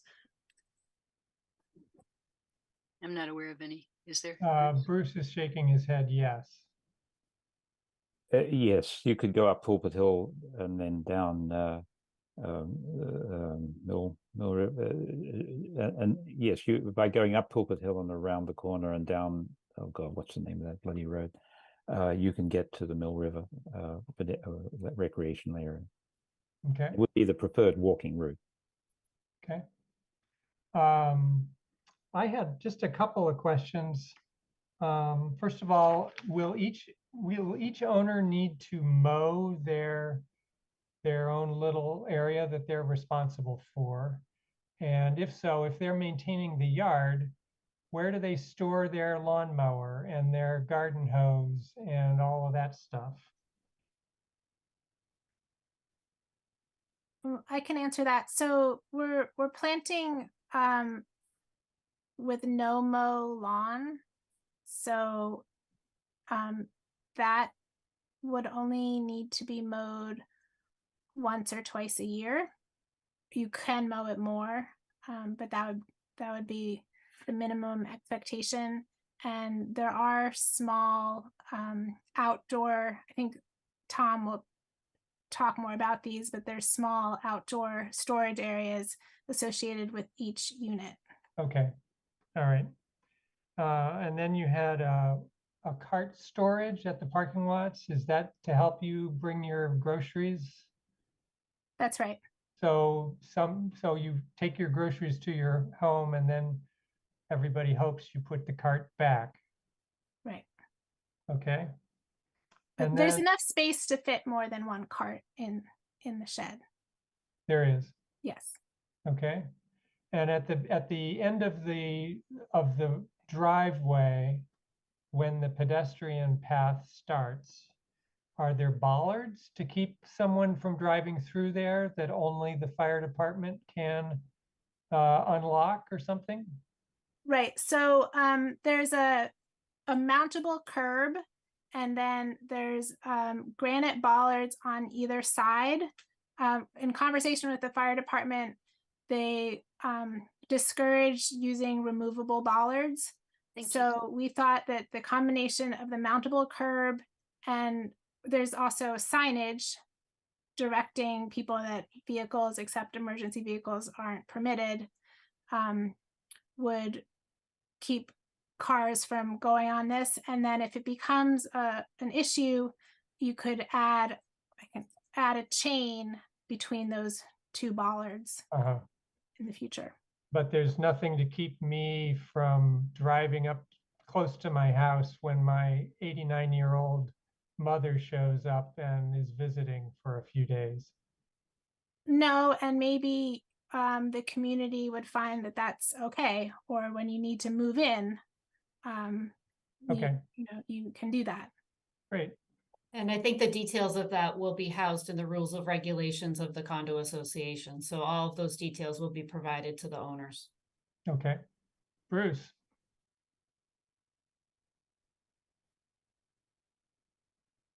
The real problem will be with Amazon delivery. That's our experience. We haven't been able to keep them out. So you might want to consider how you want to handle that. Good point. There are package lockers in the mail cabinets, so packages can be put there. They have to be within a certain size. But would the two entrances to the two parking lots to the two mailboxes or mail sheds have different addresses? Like, how will I know which one to go into to drop a package for a particular unit? So we'll need to have some conversations with the post office. In terms of the details of that. We've had conversations with the town about the address of this property because currently it's Ball Lane and we do not intend to send people down Ball Lane. So the address of the property itself is going to get changed to a number on Montague Road, and with unit numbers. So it's possible, and I would need to talk to the town. You know, really it's going to be driven by the fire department, and public safety on whether there's a preference to have an address on Montague Road and an address on Pulpit Hill Road, depending on, but I don't know where you would draw that line within the development. That to me seems like it's getting confusing. But those are conversations we would need to have with the town, particularly with public safety. Okay, all right. Well, you may end up needing to consolidate the two mail. You know, if you've really got one address and that's where everybody's going to come in, maybe that's where all the mail goes. All right, do you want to go ahead and move on to the civil engineering? Would that be next?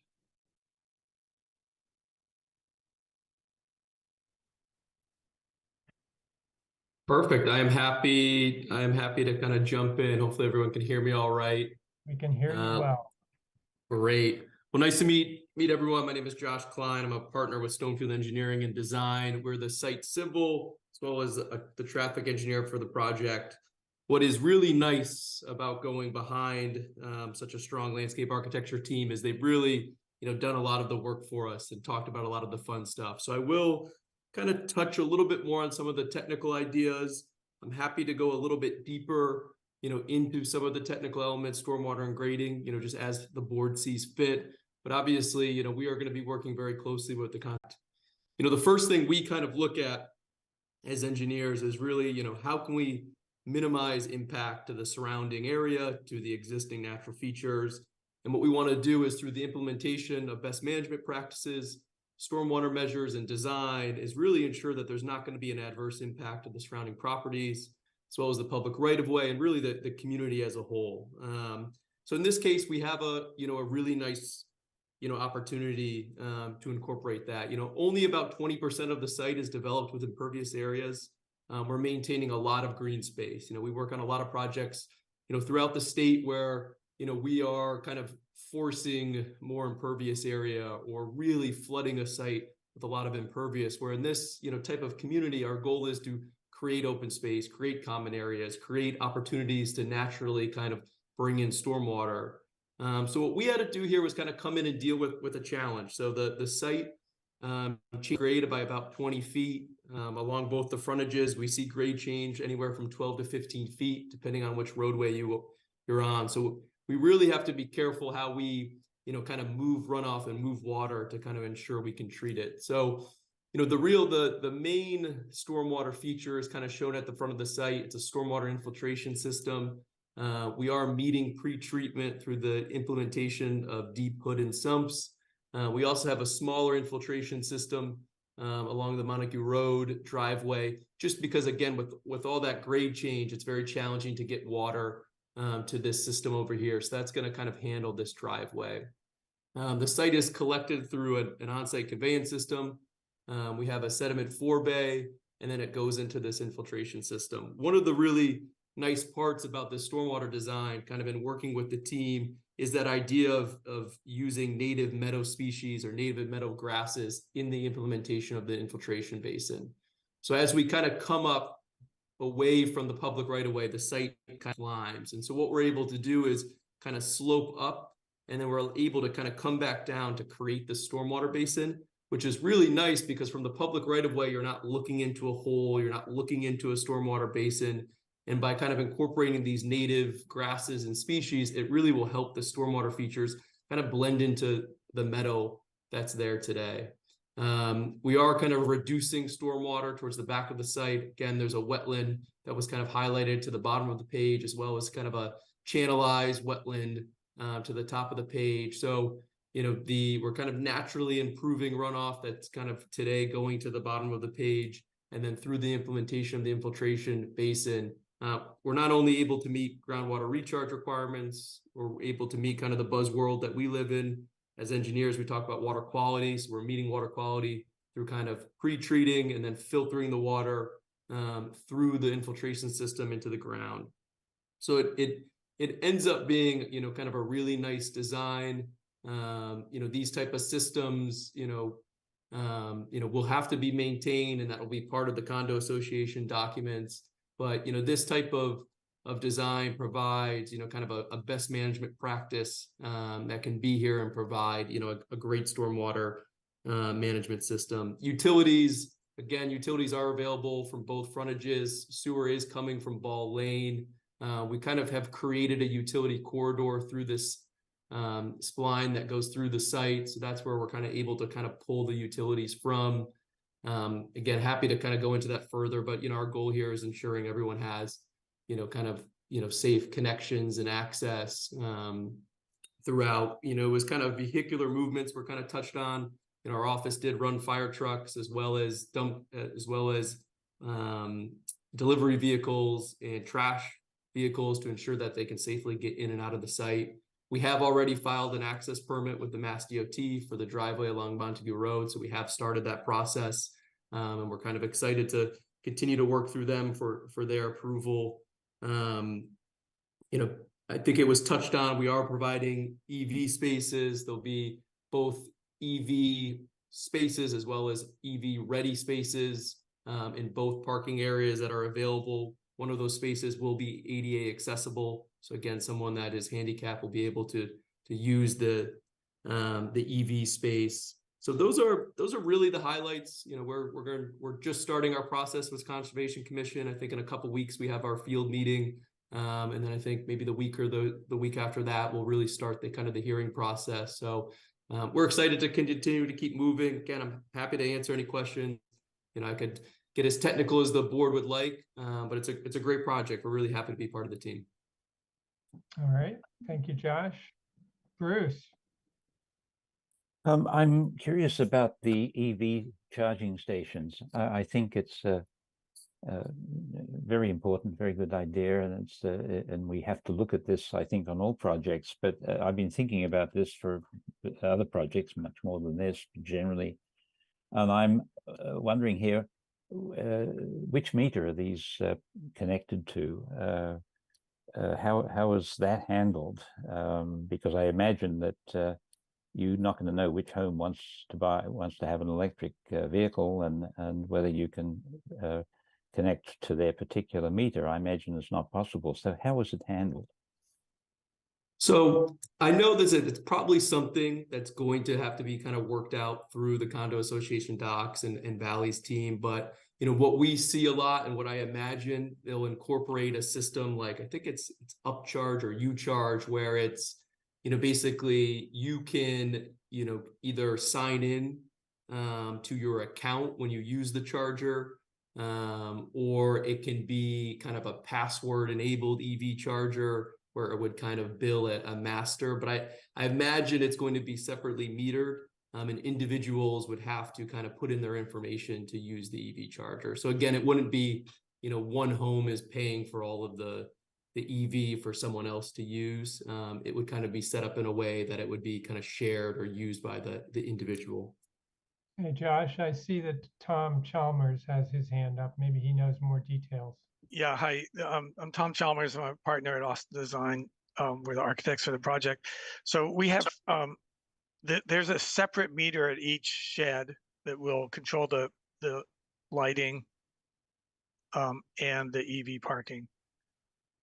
So those will be metered, metered and will be, however they work it out with the condo docs, will be distributed equally.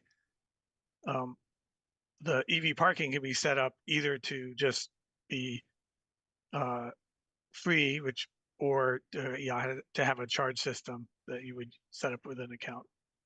Okay. Great.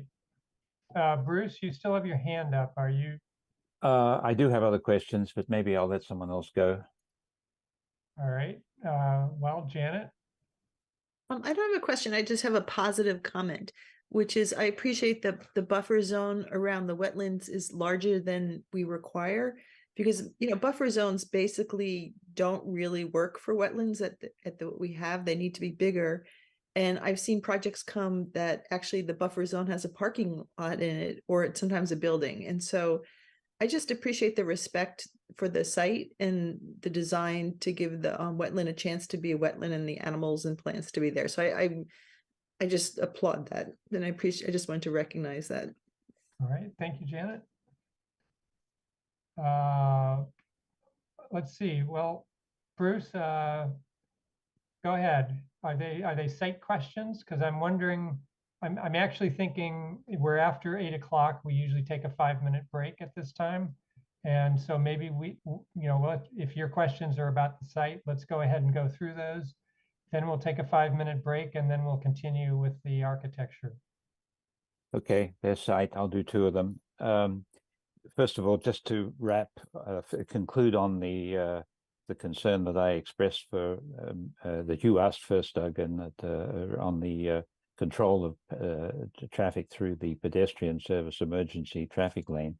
And I said, I think the Amazon Prime vehicles are going to be the major problem. Well, actually, the pizza delivery people and various other, food truck deliveries and so forth. And my comment or suggestion or request or something would be, I think that'll be a problem. And I think it would appear that there would need to be some provision for these vehicles, these delivery vehicles, these small delivery vehicles that would feel that they could go up there and that they should be able to go up there because they've just got a pizza after all, to make some provision for them to be able to park or at the head or do some think about how to handle that, because I think it will be a problem for this community if it's not addressed.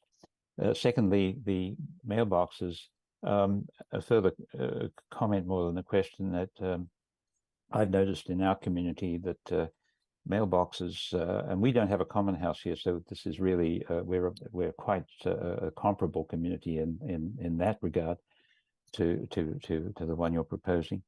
The mailboxes are really a place where people can congregate, and doing things to keep them there would enhance the opportunities for community connections and so forth. And one thing that is very good near the mailboxes, and you probably kind of got it out, is paper recycling, because a lot of the paper recycling actually, sadly, these days comes in the mail.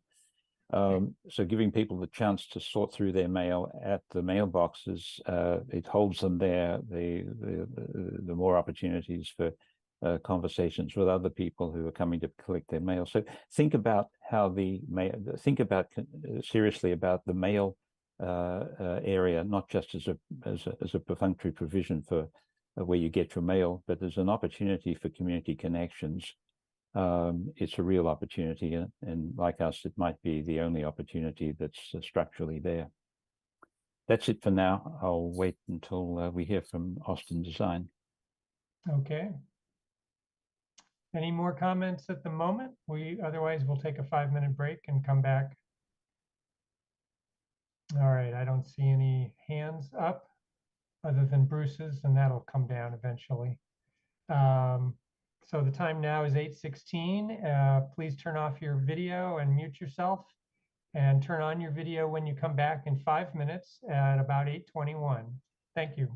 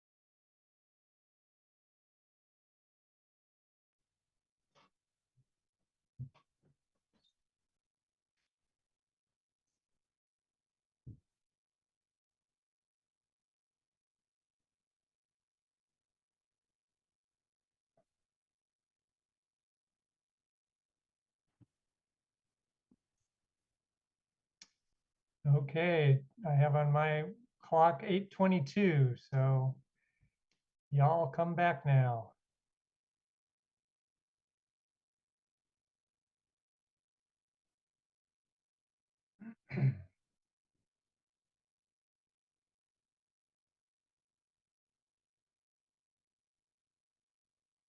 And Tom, it sounds like you're on tap. You're next here. Yep. Hi. Hello. Yeah, good evening. I'm Tom Chalmers and my partner at Austin Design. And we are the Tom, architects. I'm gonna ask you to just hold off a minute until Okay. we have the last 4 members of the board return.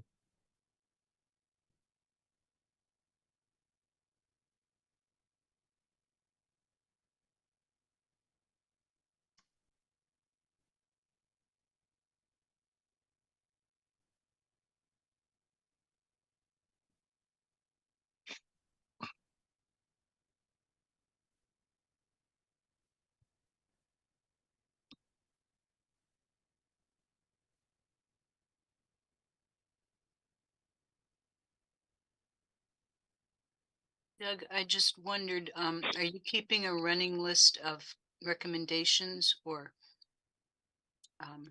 I am not taking notes while we're talking. I'm taking notes, but I just wanted to suggest that when we finish, that we could together make a list of recommendations. Okay. Thank you. I think the lighting and the traffic through the pedestrian zone are probably the two that are most conscious for me. Okay, there we go. Looks like we've got all the board members back. So Tom, welcome to the planning board, and Yep. why don't Thank you you. go ahead? Okay, so I'm Tom Chalmers from Austin Design. We're the architects of the project. I can share a set of drawings that were posted. Sure. I'll do that now.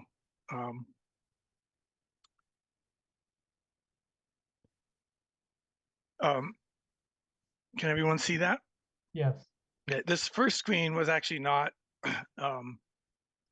in your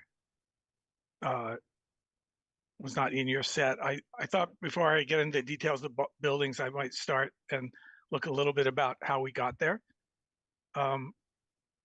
So I listed a few goals. Well, the end result is we're looking at 15 buildings, 15 duplexes. So there's 30 homes. There's 12 3-bedroom, 12 2-bedroom, and 6 2-bedroom accessible. And we had, for design goals, there were many, but I've just isolated a couple. We wanted to be able to support a variety in size, 2 and 3-bedroom, and support a variety in appearance and massing through the site. We're looking to control costs as much as possible with efficient construction, and also to have low maintenance and operating costs for the homeowners. And then a very important goal was to ensure buildings would support passive solar and PV solar on the roof. And the passive solar had a big influence on how the buildings were laid out, both on the site and how they were put together, where they were massed together. So in the first thing we started out with, we're trying to do a basic building block that we could reuse in different ways through the site. And this was basically a 20-foot by 30-foot rectangle of a building. In combining this unit in different ways, we could have it, as you see, vertically on the page, horizontally on the page, and then we added we have basically a kind of link area between the two. In terms of massing, at the bottom of this diagram, we have a 1.5 story and a 2-story. The 1.5 story being the 2-bedroom, and the 2 full stories being the 3-bedroom. And then in order to get, we start with this sort of thing we're trying to repeat, but of course it changes almost immediately. In order to get accessible units, a 2-bedroom accessible unit, we need more space on the ground floor. And so that's what this upper rectangle is signifying. And these can be combined similarly. That's the gray outline of the other rectangle, and that would be just a single story. So in putting all of those together, we combine them in different ways to get 4 building types, which we're calling A, B, C, and D. And I think, last thing here, sorry, is that the orientation to the south and the direction of entrance are very important in how the buildings were configured. So in this middle one, we have where we enter the building from the south, meaning that would be on the north side of the street. That's one configuration. When we enter from the north, with the rear yards basically on the south, that required a different internal configuration to make that, to maximize what we could with the solar. So the building A basically is this kind of this unit that you enter from the south, and the building type B is this similar unit that you enter from the north. And the building C and D are combinations of either a 1.5 story and a 1 story, or a full 2 story and a 1 story. So I think what I can do is maybe just run through, I think what I'll do is maybe run through building A first. And then if I run through building A, and then we can kind of go through the other buildings as well. So building A, again, is a building that has 2 units. It has a 2-story, 3-bedroom, and a 1.5 story 2-bedroom. The plan that they're put together with a sort of storage type area in between, which is in doing that, we're trying to isolate them from each other a little bit, give some privacy at the entrance, keep noise away from each other, and also separate the outside patio areas so they have privacy. Basically, there's an entrance, there's a mudroom, there's this living room, stair, kitchen, dining area, and a half bath and laundry on the ground floor. Similar in this one, except that the stair is at a different location. They each have a small storage shed on the back, which is enclosed in the building but has access from the outside. Sorry.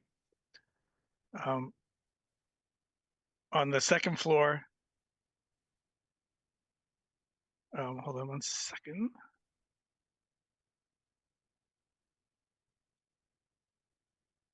Oh, something's happening to my program here. Okay, second floor.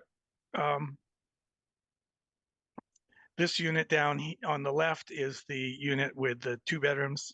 It's got a central bath, stairway, and unit on the right has 3 bedrooms. The roofs are basically we're trying to get away from having too long a building, so that's the reason for turning one perpendicular to the other. And also we have this central area that can be lower than the high 2-story one. In the elevations, you can see here, this is on the bottom right, we're looking at the 1.5 story unit, end of the unit, and the full 2-story face with the link in between. This gives you a pretty good idea of the solar orientation. We have a lot of windows on the south, and on the south, we can't, we made a compromise with the buildings in that rather than have them all stretch out on the south, stretch out in one long piece, by turning one end to end, it breaks up the monotony of the building, but it also reduces a little bit the solar gain on one side. So in some cases, this 1.5 story, the unit that's perpendicular will have equal windows on the east or west. So not quite the same as the south, but and then the north will have very few windows. The east and west also fewer windows. Oops, sorry. These are some building sections that show you basically the difference in heights, roof heights between the buildings. They're going to be, I'll talk to you quickly about construction while we're here. They'll all be frost wall and slab on grade. There's no basements. The grading on the outside is done so that you can roll in with a wheelchair at the front entrance and get out the back. Other than that, it's typical wood frame construction, 2x6 exterior walls, TGI joists, floor joists, and roof trusses. On the outside of the wall, we'll have rigid insulation, probably about 2 inches thick, and an R60 insulation in the attic.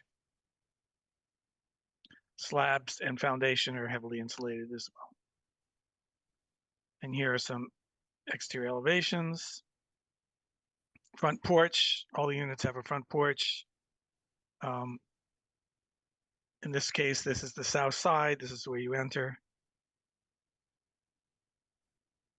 We did a number of studies on siding and colors, and only a few of them are represented here, but the siding is going to be a hardy plank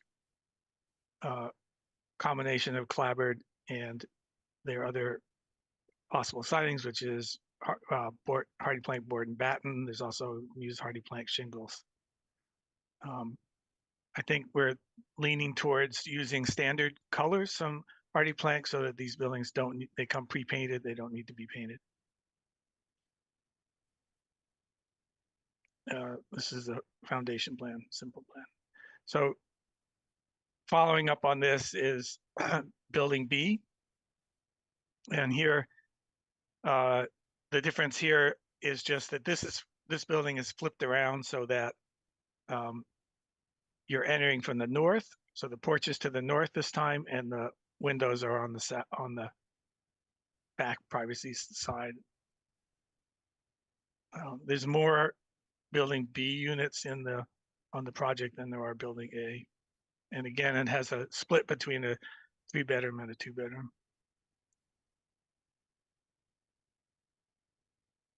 And this is the elevations. So it's reversed of what the other one, what building A was. This is the north side, so there's fewer windows. Down here on the bottom right is the south side, east and west. And here's some more renderings. And then going to building C and D, this is where we introduce the 1-bedroom accessible unit.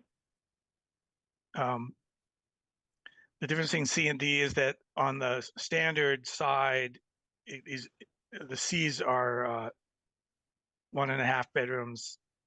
1.5 story, 2-bedroom, and the D's are full 2-story, 3-bedroom combined with this. So in this one, you can see that it's basically this similar rectangle, but there's been a bump out because there's additional space is required for the hallways, larger bathroom, ability to move around and have for the utilities and laundry, and a larger, one of the bedrooms is larger. It also has a half bath downstairs. On the second floor, there's the 1-story roof, and then there's the 2-bedroom unit over that. And this is in elevations.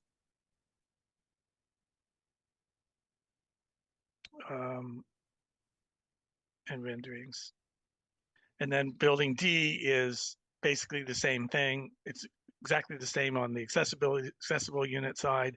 The difference is that there's a 3-bedroom unit in this case on the left side. And that's the elevations for that. And the renderings. I can talk a minute about, we haven't gotten into design and mechanical systems yet, but I can talk a minute about what our thinking is. These are going to be all electric homes.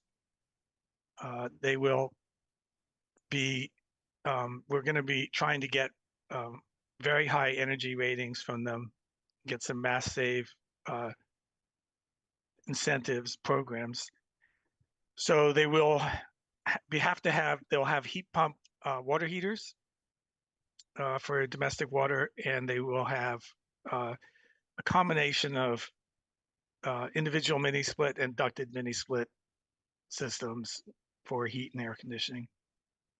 Each building will have its own, each unit will have its own electrical meter and water service. So they'll be completely independent that way. They will also each have solar on the roof, which will be sized to try to balance out so that each unit has the same capacity for solar generation. As the roofs are a little different, we'll balance that out. We will be having shading on the windows on the south and on the west.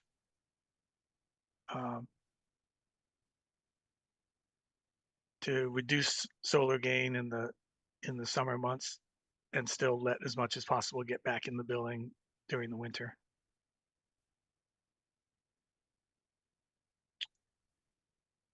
I think that's probably it. This drawing is a little bit about the shed where the mailboxes and carts are going to be.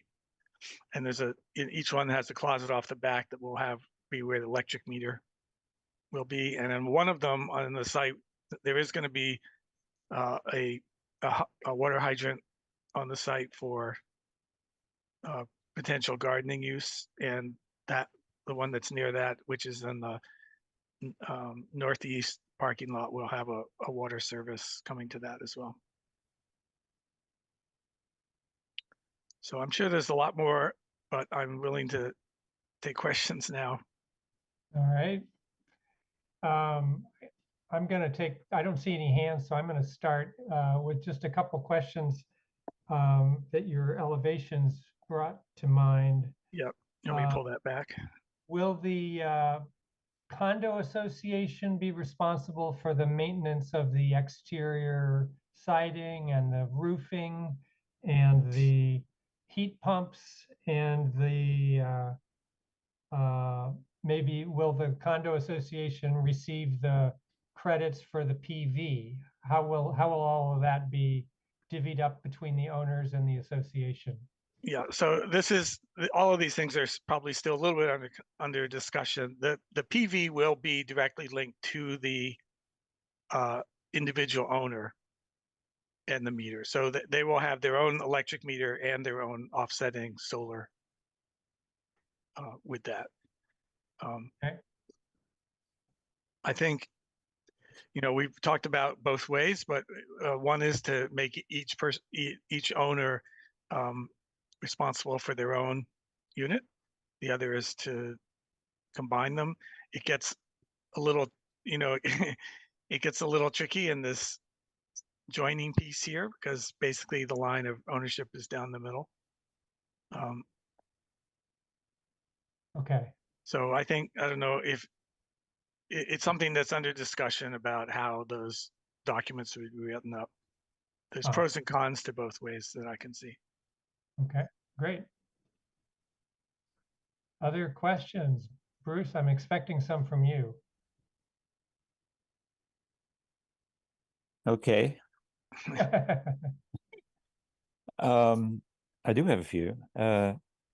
First of all, I haven't said before, but I continue to be more and more impressed by this project. It is so thoroughly deserving of community backing, and it's received it through the CPA, etc. So I guess that's there.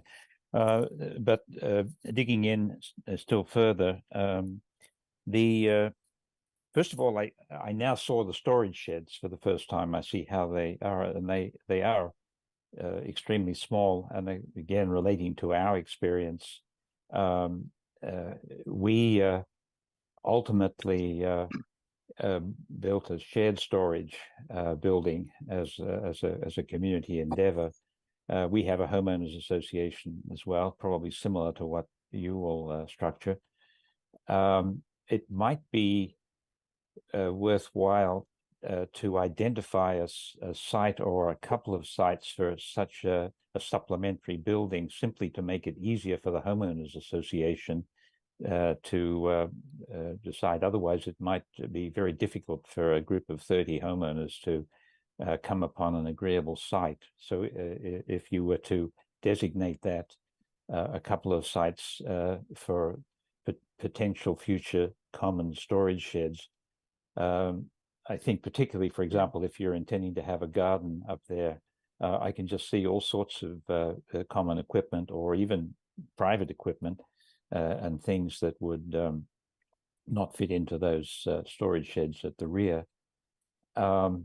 And what we did was to build a shed, and we allocated different specific portions of it for specific homeowners in our community. I just think that that's a problem that you might be able to head off if you were to do something like that. But I would certainly suggest that you think about what to do when those storage sheds are probably deemed insufficient in some years' time. Second, just a question here. You mentioned quite impressive array of exterior insulation, the heat pump water heaters, the air source heat pumps, and so forth. Are you also intending to have some kind of energy recovery or powered ventilation in this? Yes. Yeah, absolutely. Sorry, I forgot that. Yep, we will definitely have, what we've done in the past is we've had a central ERV for each unit, and that will exhaust from the bathroom and the kitchen.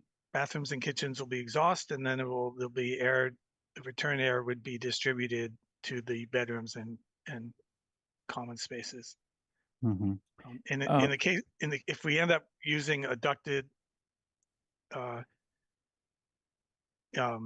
system for the heat and air conditioning, that ducting could be combined. Otherwise, it's separate. Yeah, and one also question related to the building section that you showed, the details where you were. I was looking at that earlier, and I couldn't figure out because it's unannotated. But you've there you go. Yep. But you mentioned the detail section, the wall section, that one there. So I couldn't help noticing when I was looking at the packet earlier in the week that you appear to have insulation, rigid insulation on both sides of that foundation. And is that correct, or is that just a... Well, we are going to be contracting with CET to do energy performance, evaluation, and at the same time look into what kinds of incentive programs we can get into for this. But in the past, yes, we have, in order to get the low HERS rating that we've required to get some of the Mass Save incentives, we have had to have both interior and exterior insulation on the footings. That surprises me. We build at Habitat almost identical houses and almost identical detailing, with a singular exception is that we got insulation, essentially 2 layers, because you've got some under the floor and then down the inside of the wall there. This is not a planning board thing. It's simply my background as an architect. When I look at this, I get extremely nervous because I think I never did this because I was creating a conduit for bugs to go up the wall. Well, we have a termite shield that cuts that all off. So we do a termite shield that comes out, and so there's actually a break between the interior, the above grade and below grade insulation. Okay.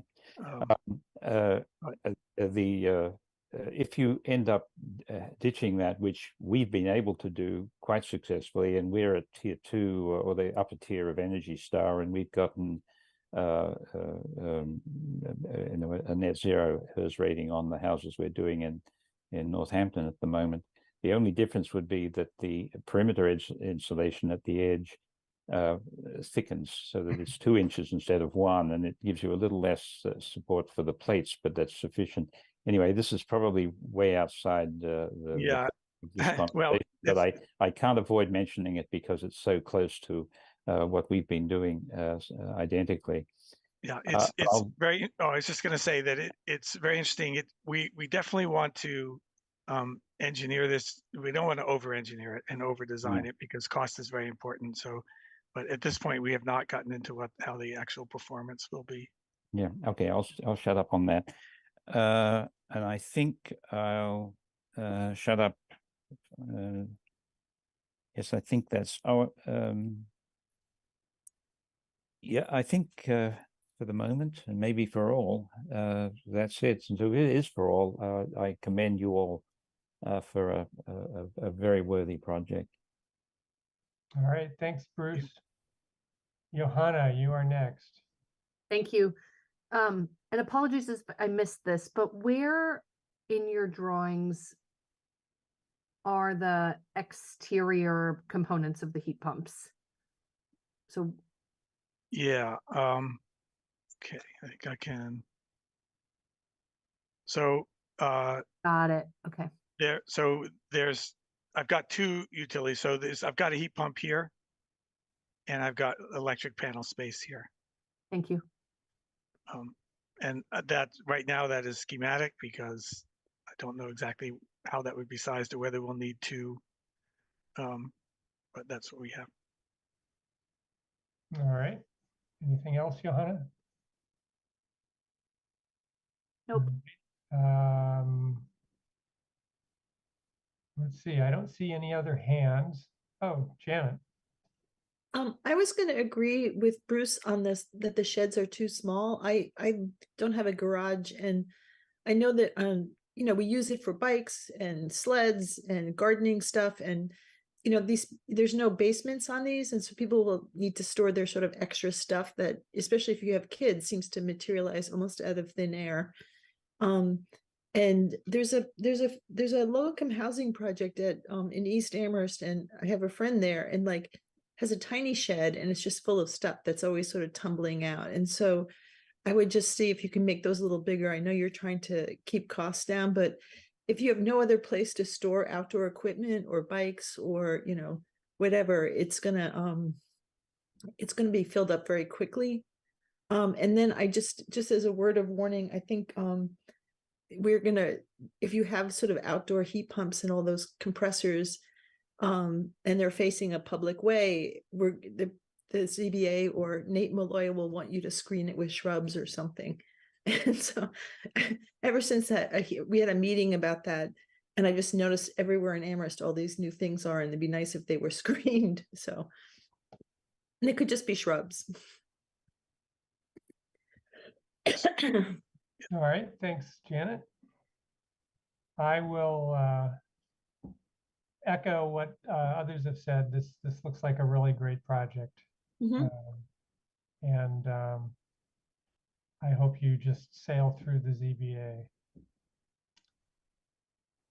Okay, let's see. We do have 7 public attendees at this time. Do any of the public members want to make a comment or ask a question?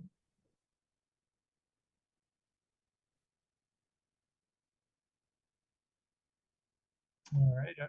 Yeah, there's one from, oops, Janet Keller. Your hand showed and then it went away.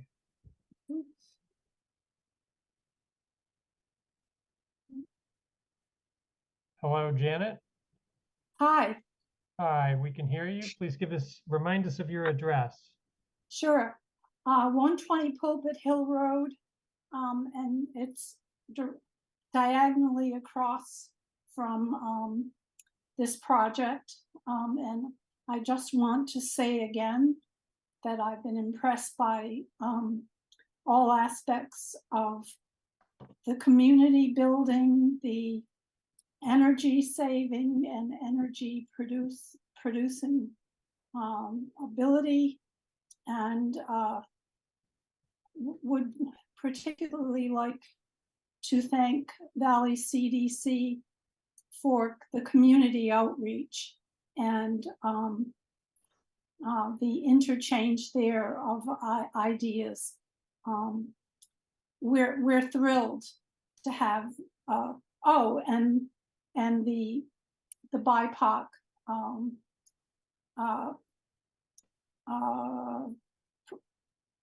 the affordable and moderate income for BIPOC population. We think it's great, and we're very happy with it. Thank you. All right, thanks, Janet.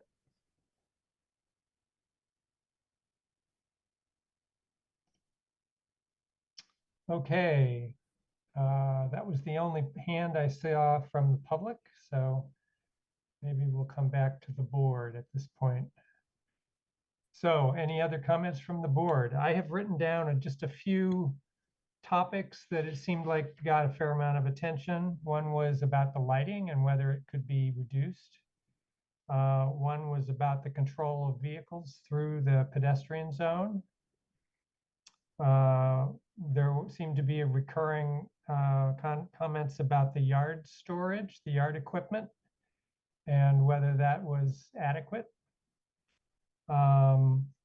I think Janet was spot on in terms of wanting to screen the heat pumps.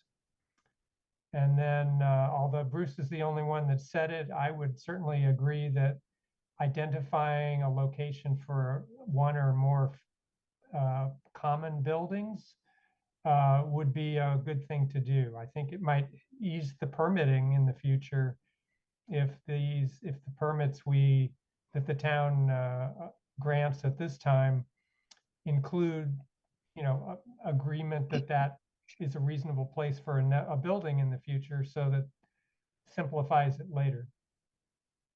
Good idea. So that's what I have now written down, Chris. And if anybody else has other comments, this would be a good time to bring them up. Johanna.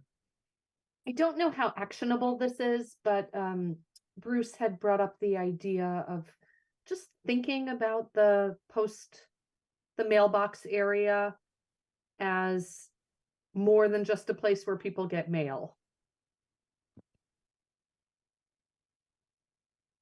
Okay, great.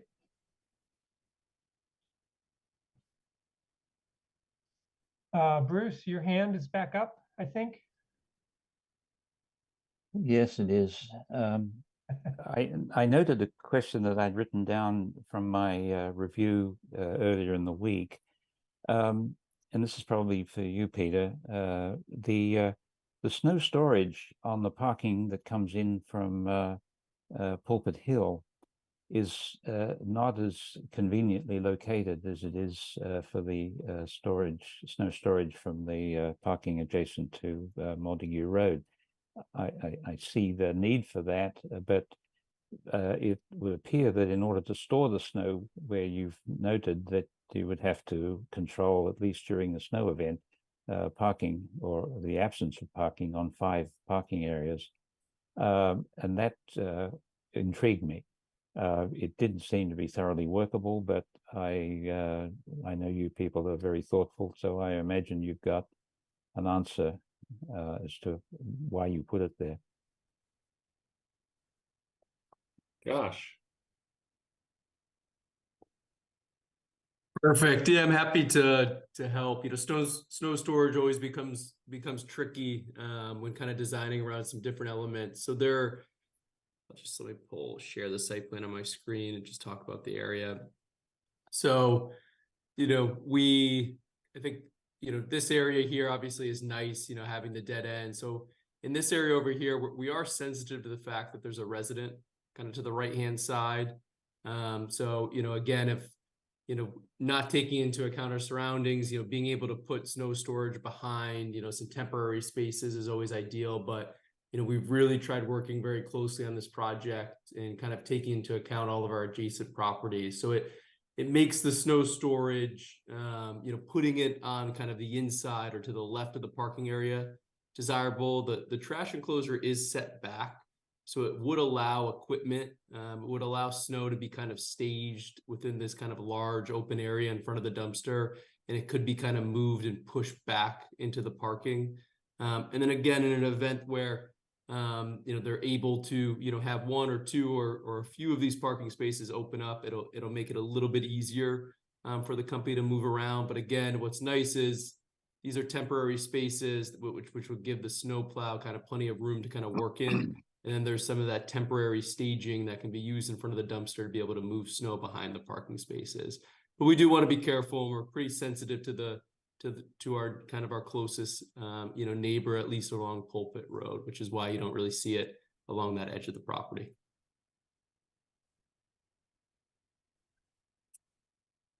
All right. Any other questions? And it sounds like it may be time to ask for last comments. All right, Chris, do you think you've got a reasonable record of the topics we've brought up? Yes, thank you. That last review was very helpful. Yep. Okay. Janet, your hand showed up and then disappeared. Are you? I just want to say how impressed I am by this project. It fits in, it's attractive. The buildings look, the colors are different, the shapes are different. It just works. It works on paper, and I think it's going to probably be better in real life. So good job. All right. I think it's going to be a real add to our community. Yep. Thank you. We appreciate it. We've worked really hard, and I have to say, having as much community input during the process has really driven a lot of our decisions. So we really appreciate all of the really thoughtful comments from this board. I've heard some stuff that we hadn't even thought of yet, which is just awesome for us to think about and consider. So I appreciate the board taking the time and making space on their agenda to provide additional feedback, because it just helps to strengthen the project, the more brains that we can put into it. So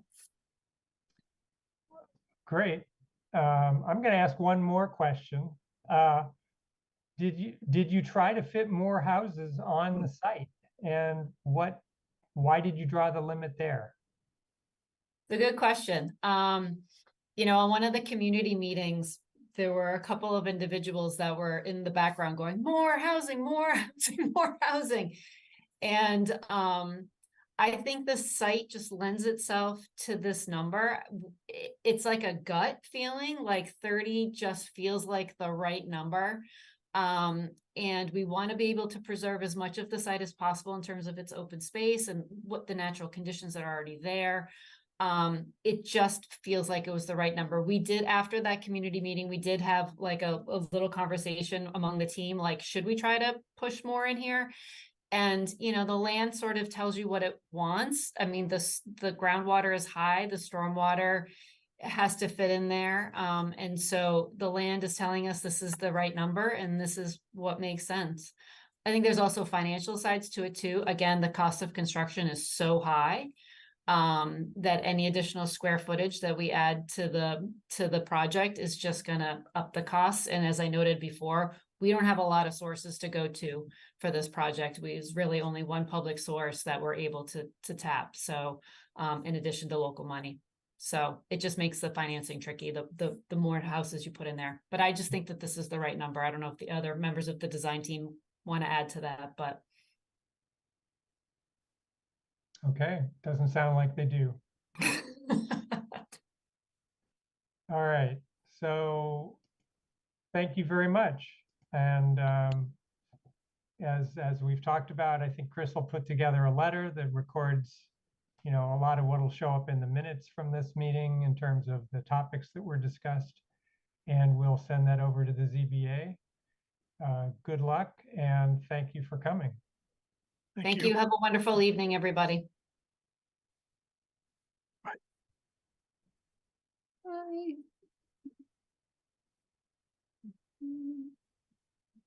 Okay, so the time now is 9:01. That was the primary topic on our agenda this evening. Maybe we can zip through the rest of this. So item number 4 was old business. Topics not reasonably anticipated 48 hours in advance. Pam, Chris, do we have anything? The only old business that I have is just to remind everybody that we have an extra meeting in November 29th. And that'll be a 6 p.m. start, right? 6 p.m. start, and it's going to focus on housing, opportunities for more housing. Okay. All right. Moving on to new business. Anything unanticipated there? Can't think of No. Okay. Form A&R subdivision applications? Anything? No, Nope. nothing. No. All I was right. looking to Pam to make sure I didn't miss anything. No. All right. Well, she's shaking her head Shaking her no. head. Yeah. Upcoming ZBA applications. We do have 2 of those. I have just a couple of slides. I think that these are pretty.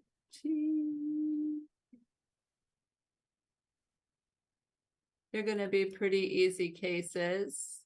Come on. So the first one is this property at 320 West Street. This property has a special permit already, and there is going to so one of the conditions of the current special permit is that if there is a change in the property management, in which in this case there is going to be, the property manager is changing. It's a non-owner occupied property that is managed by an outside entity. So that is going to change. And so they're going to incorporate a new management plan. Because there are conditions, it does need to go in front of the ZBA. Okay. So that's number 1. And then number 2 is this property at 318 Lincoln Ave, which it currently has a special permit. The request from this property owner is to have a change of use. So it will go from a single family residence with an attached ADU to just to a converted dwelling.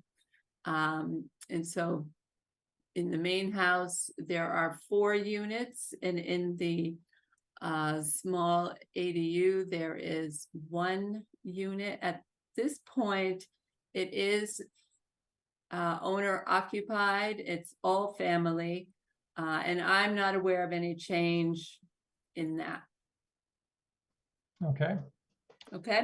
Okay. So the question for the board is, do either of these intrigue you enough that you want to spend time at a meeting to hear from the applicant about the request? Janet? I'm intrigued enough on the first one just to ask right now, why is there a special permit? Is this a single family home that's rented? Like, why does it have a special permit? Or is it a duplex or? It is a rented unit. I believe it had nonconformities to begin with. Okay. All right. Janet, I assume you're not proposing that we have them come and present? No, I didn't understand why just a regular home would have, Yeah. that was used as a rental property, we'd have a special permit. Okay. So, all right. Not hearing from anybody really saying they want to have these presented to us in full. Why don't we say that we don't need them? Okay, thank you. All right. Then actually, Fred? Yeah, 320 West Street rings a bell. Didn't we have that in front of us a couple of weeks ago? Or maybe a month ago? Isn't that right at the Crocker Farm school driveway? It's very close to Crocker Farm. Chris, you've got your hand up. Do you want to elaborate? Yeah, the zoning board of appeals reviewed 290 and 300 West Street last winter. Both of those, one of them was an existing two-family and the other one was going to become a two-family.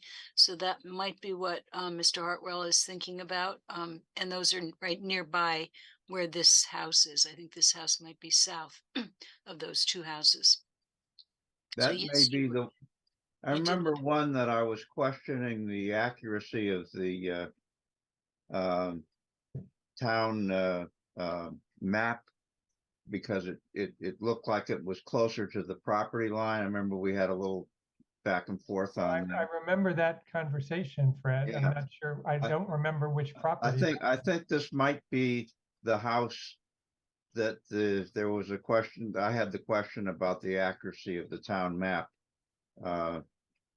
And yeah, I think it's, I think it's the next one south of the other ones. Thank you. Okay. All right. Time is 9:08. Upcoming SPP, SPR, SUB applications. Anything on the horizon, Chris or Pam? I've told you about the Jones Library that's coming before you on November 15th. And then we will also have some site plan reviews for pathways at the Hickory Ridge, formerly the golf course. Now I think we just call it Hickory Ridge Conservation Area. We have some grants to put in an ADA loop trail as well as a path connecting the apartment complexes with the Pomeroy Village intersection. So we've been working with other members of our town staff here to put together an application for that. So that will be probably coming before you in December. That's my guess. All right. Great. All right, so moving on, Planning Board Committee and Liaison reports. We'll start, Bruce, with you for PVPC. I haven't, I've seen some minutes of meetings that may have happened I think something happened while I was away. If I'm not mistaken, but so I wasn't present for that. I think Jack circulated something. I'm a little out of that loop, but so nothing to report. Okay. But I do have a question at the end on a totally another matter. I don't know where to put it in. So if you could come back to me before you close the meeting. Go ahead. It was probably new business, but it moved too fast. I think I would like to go to this one of the citizen planner trainings that I think is in Springfield. We've been receiving notes from it. It's a face-to-face with other communities. As I read the program, they have 2 tracks, so it would seem to be good to go with somebody. So I and my one of my interests in going is that you'll be face to face with other planning board members from other towns, and so I would like to go. 2 questions. One is, I think the town has a budget to pay the registration for this. If that is true, it would be nice. Secondly, is anybody interested to accompany me to this? I already signed up, Bruce. I just registered. Oh, excellent. I figured if the town has money, they could maybe reimburse me, but otherwise I'm just gonna go. So Yeah, I'd love to I go with think you. Chris has her hand up. She'll probably confirm that we do have a budget for that. Yes, we do have money, and you can either pay for it in advance and then submit a request for reimbursement, which would require you to submit information about what form of payment you used. So you'd need to give information about your credit card to the town or your statement or whatever. Or the other way you can do it is just to let me know that you have registered, and then let me know that the town needs to send a check to CPTC, and we're doing that for one staff member. Okay. So Bruce, what's the date of this seminar you're talking about? Oh, I don't have it up in front of me. December It's- 2nd. Yes, it's December not too, 2nd. it's far enough away that we can think about it, but it's Okay. coming up. So it's And I believe it's December. in Greenfield as opposed to Springfield. Oh, I got my fields wrong. Like All right. Fred. Yeah, I was thinking about going to that as well, and I remember reading, and then I tried to pull it back, and somehow I lost it. Maybe Chris can help me. A training that was focused on overlay zoning. Am I? Yep. Yeah, is that part of that one, or is that a different training? I think that's different, and I think that's a webinar, but I will send both of those back to everybody again. Okay, yeah, I definitely I'm very interested in that one. Doug, if I may. Yes. I think I looked at that too, and I think you can. They have topics or trainings with the same title at the event and also on Zoom. So whether it's the same person, exactly the same agenda, but it's certainly the same topic, and you can choose apparently. But I want to go to the in-person one. Okay. Great. I'll send them back to everybody. All right. Great. All right. I guess we can move on. CPAC, that's me. The town staff has distributed the applications from different organizations for funding for this year. There are 13 applications. They are a wide variety of different objectives, I guess. Several from the town in terms of maintenance and improvement of recreational facilities. I think there's one to study another historical district in East Amherst. There's a request from the Housing Trust for some more funding. Those are the ones I can remember off the top of my head. So I think the first meeting of the committee will be the 9th of November. So that's all I have to say about that. Karen, anything on DRB? We met on Monday and we approved signage for Gabe's Underground, which is coming in where Hazel's something lagoon was. And then we had a presentation by is it David Somek? Again, on the Hickory Ridge, the plans for the loops. It was really interesting, but we asked them to come back because there's really at the beginning and they're not quite sure how they're going to do several things. So they're going to come back to us, but it was really interesting and very inspiring to see all the things that are planned at Hickory Ridge. So that was it. Okay, thank you, Karen. Janet, solar bylaw? Well, we are once again having our final meeting. So I know this is our third one, Chris. So Chris is preparing what we hope is the final draft with people have been putting comments on it. And so we're still struggling with issues about forestry and farms, which, you know, are sort of the hot button issues, which we probably left too late. So we're working on those. And I know, Doug, you said you wanted to see a copy of it. And I think the transmission route is if we ever do have a voted on approved draft, is to send it to the town council, but I don't see any reason why it can't also just go to the planning board as a draft that has been submitted to the town council. I don't know. We could talk about that at the meeting, but I don't think it's going to be a top secret thing. Chris, do you have anything to add? I think I was just suggesting that because eventually we're going to have a public hearing on it. Yeah, and you know, and it might be nice for us to approve of it, you know, rather than have it show up and we all hate it. Well, it's an interesting question because, you know, we're writing this draft, this process, and then everybody gets a chance to work on it, but like who owns it in a funny way? And I mean, your comments I know were attached to a recent draft, and so we had a chance to look at those. Yeah, I But it, sent you know, those it'll go to Chris. town council, it will go to CRC, it will come back to us, and who's the person or the entity that ferries it? Is it, you know, I'm a little, it's murky to me. Okay, other than Chris, I don't know who I would suggest, but Chris, your hand is up. Maybe you can tell us.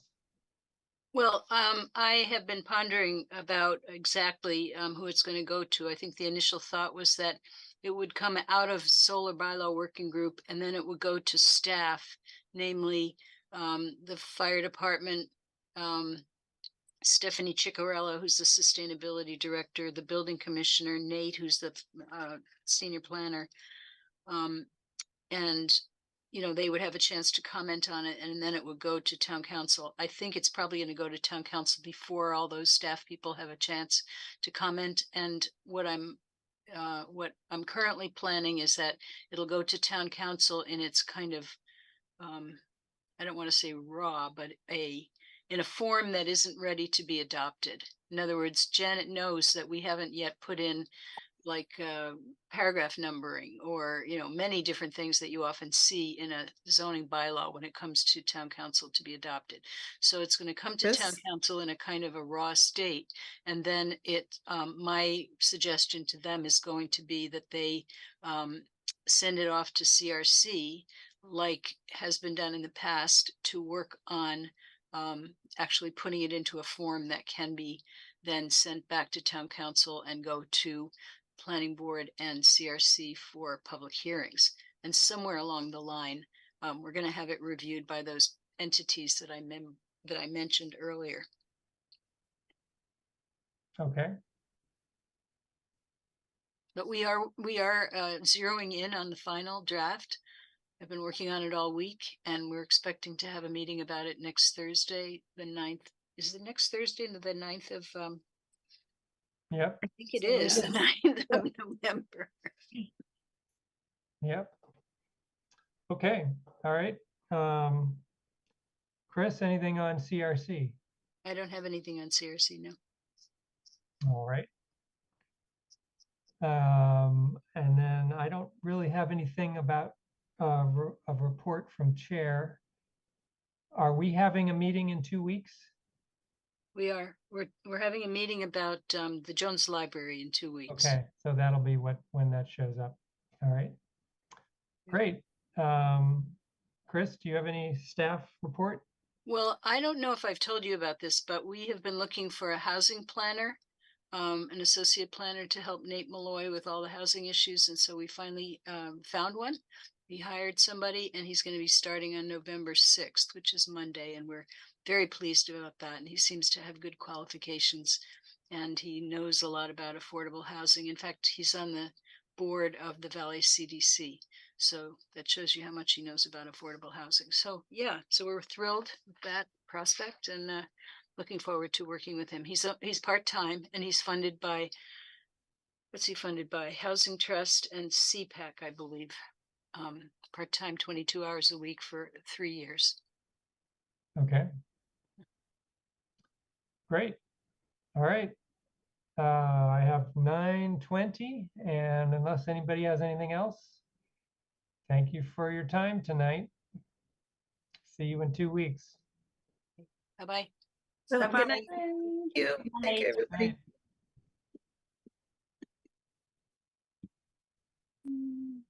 Good night, Pam. Good night, Mr. Marshall. Good night, Karen. Good night. Who's the recording? Stop recording. Recording stopped.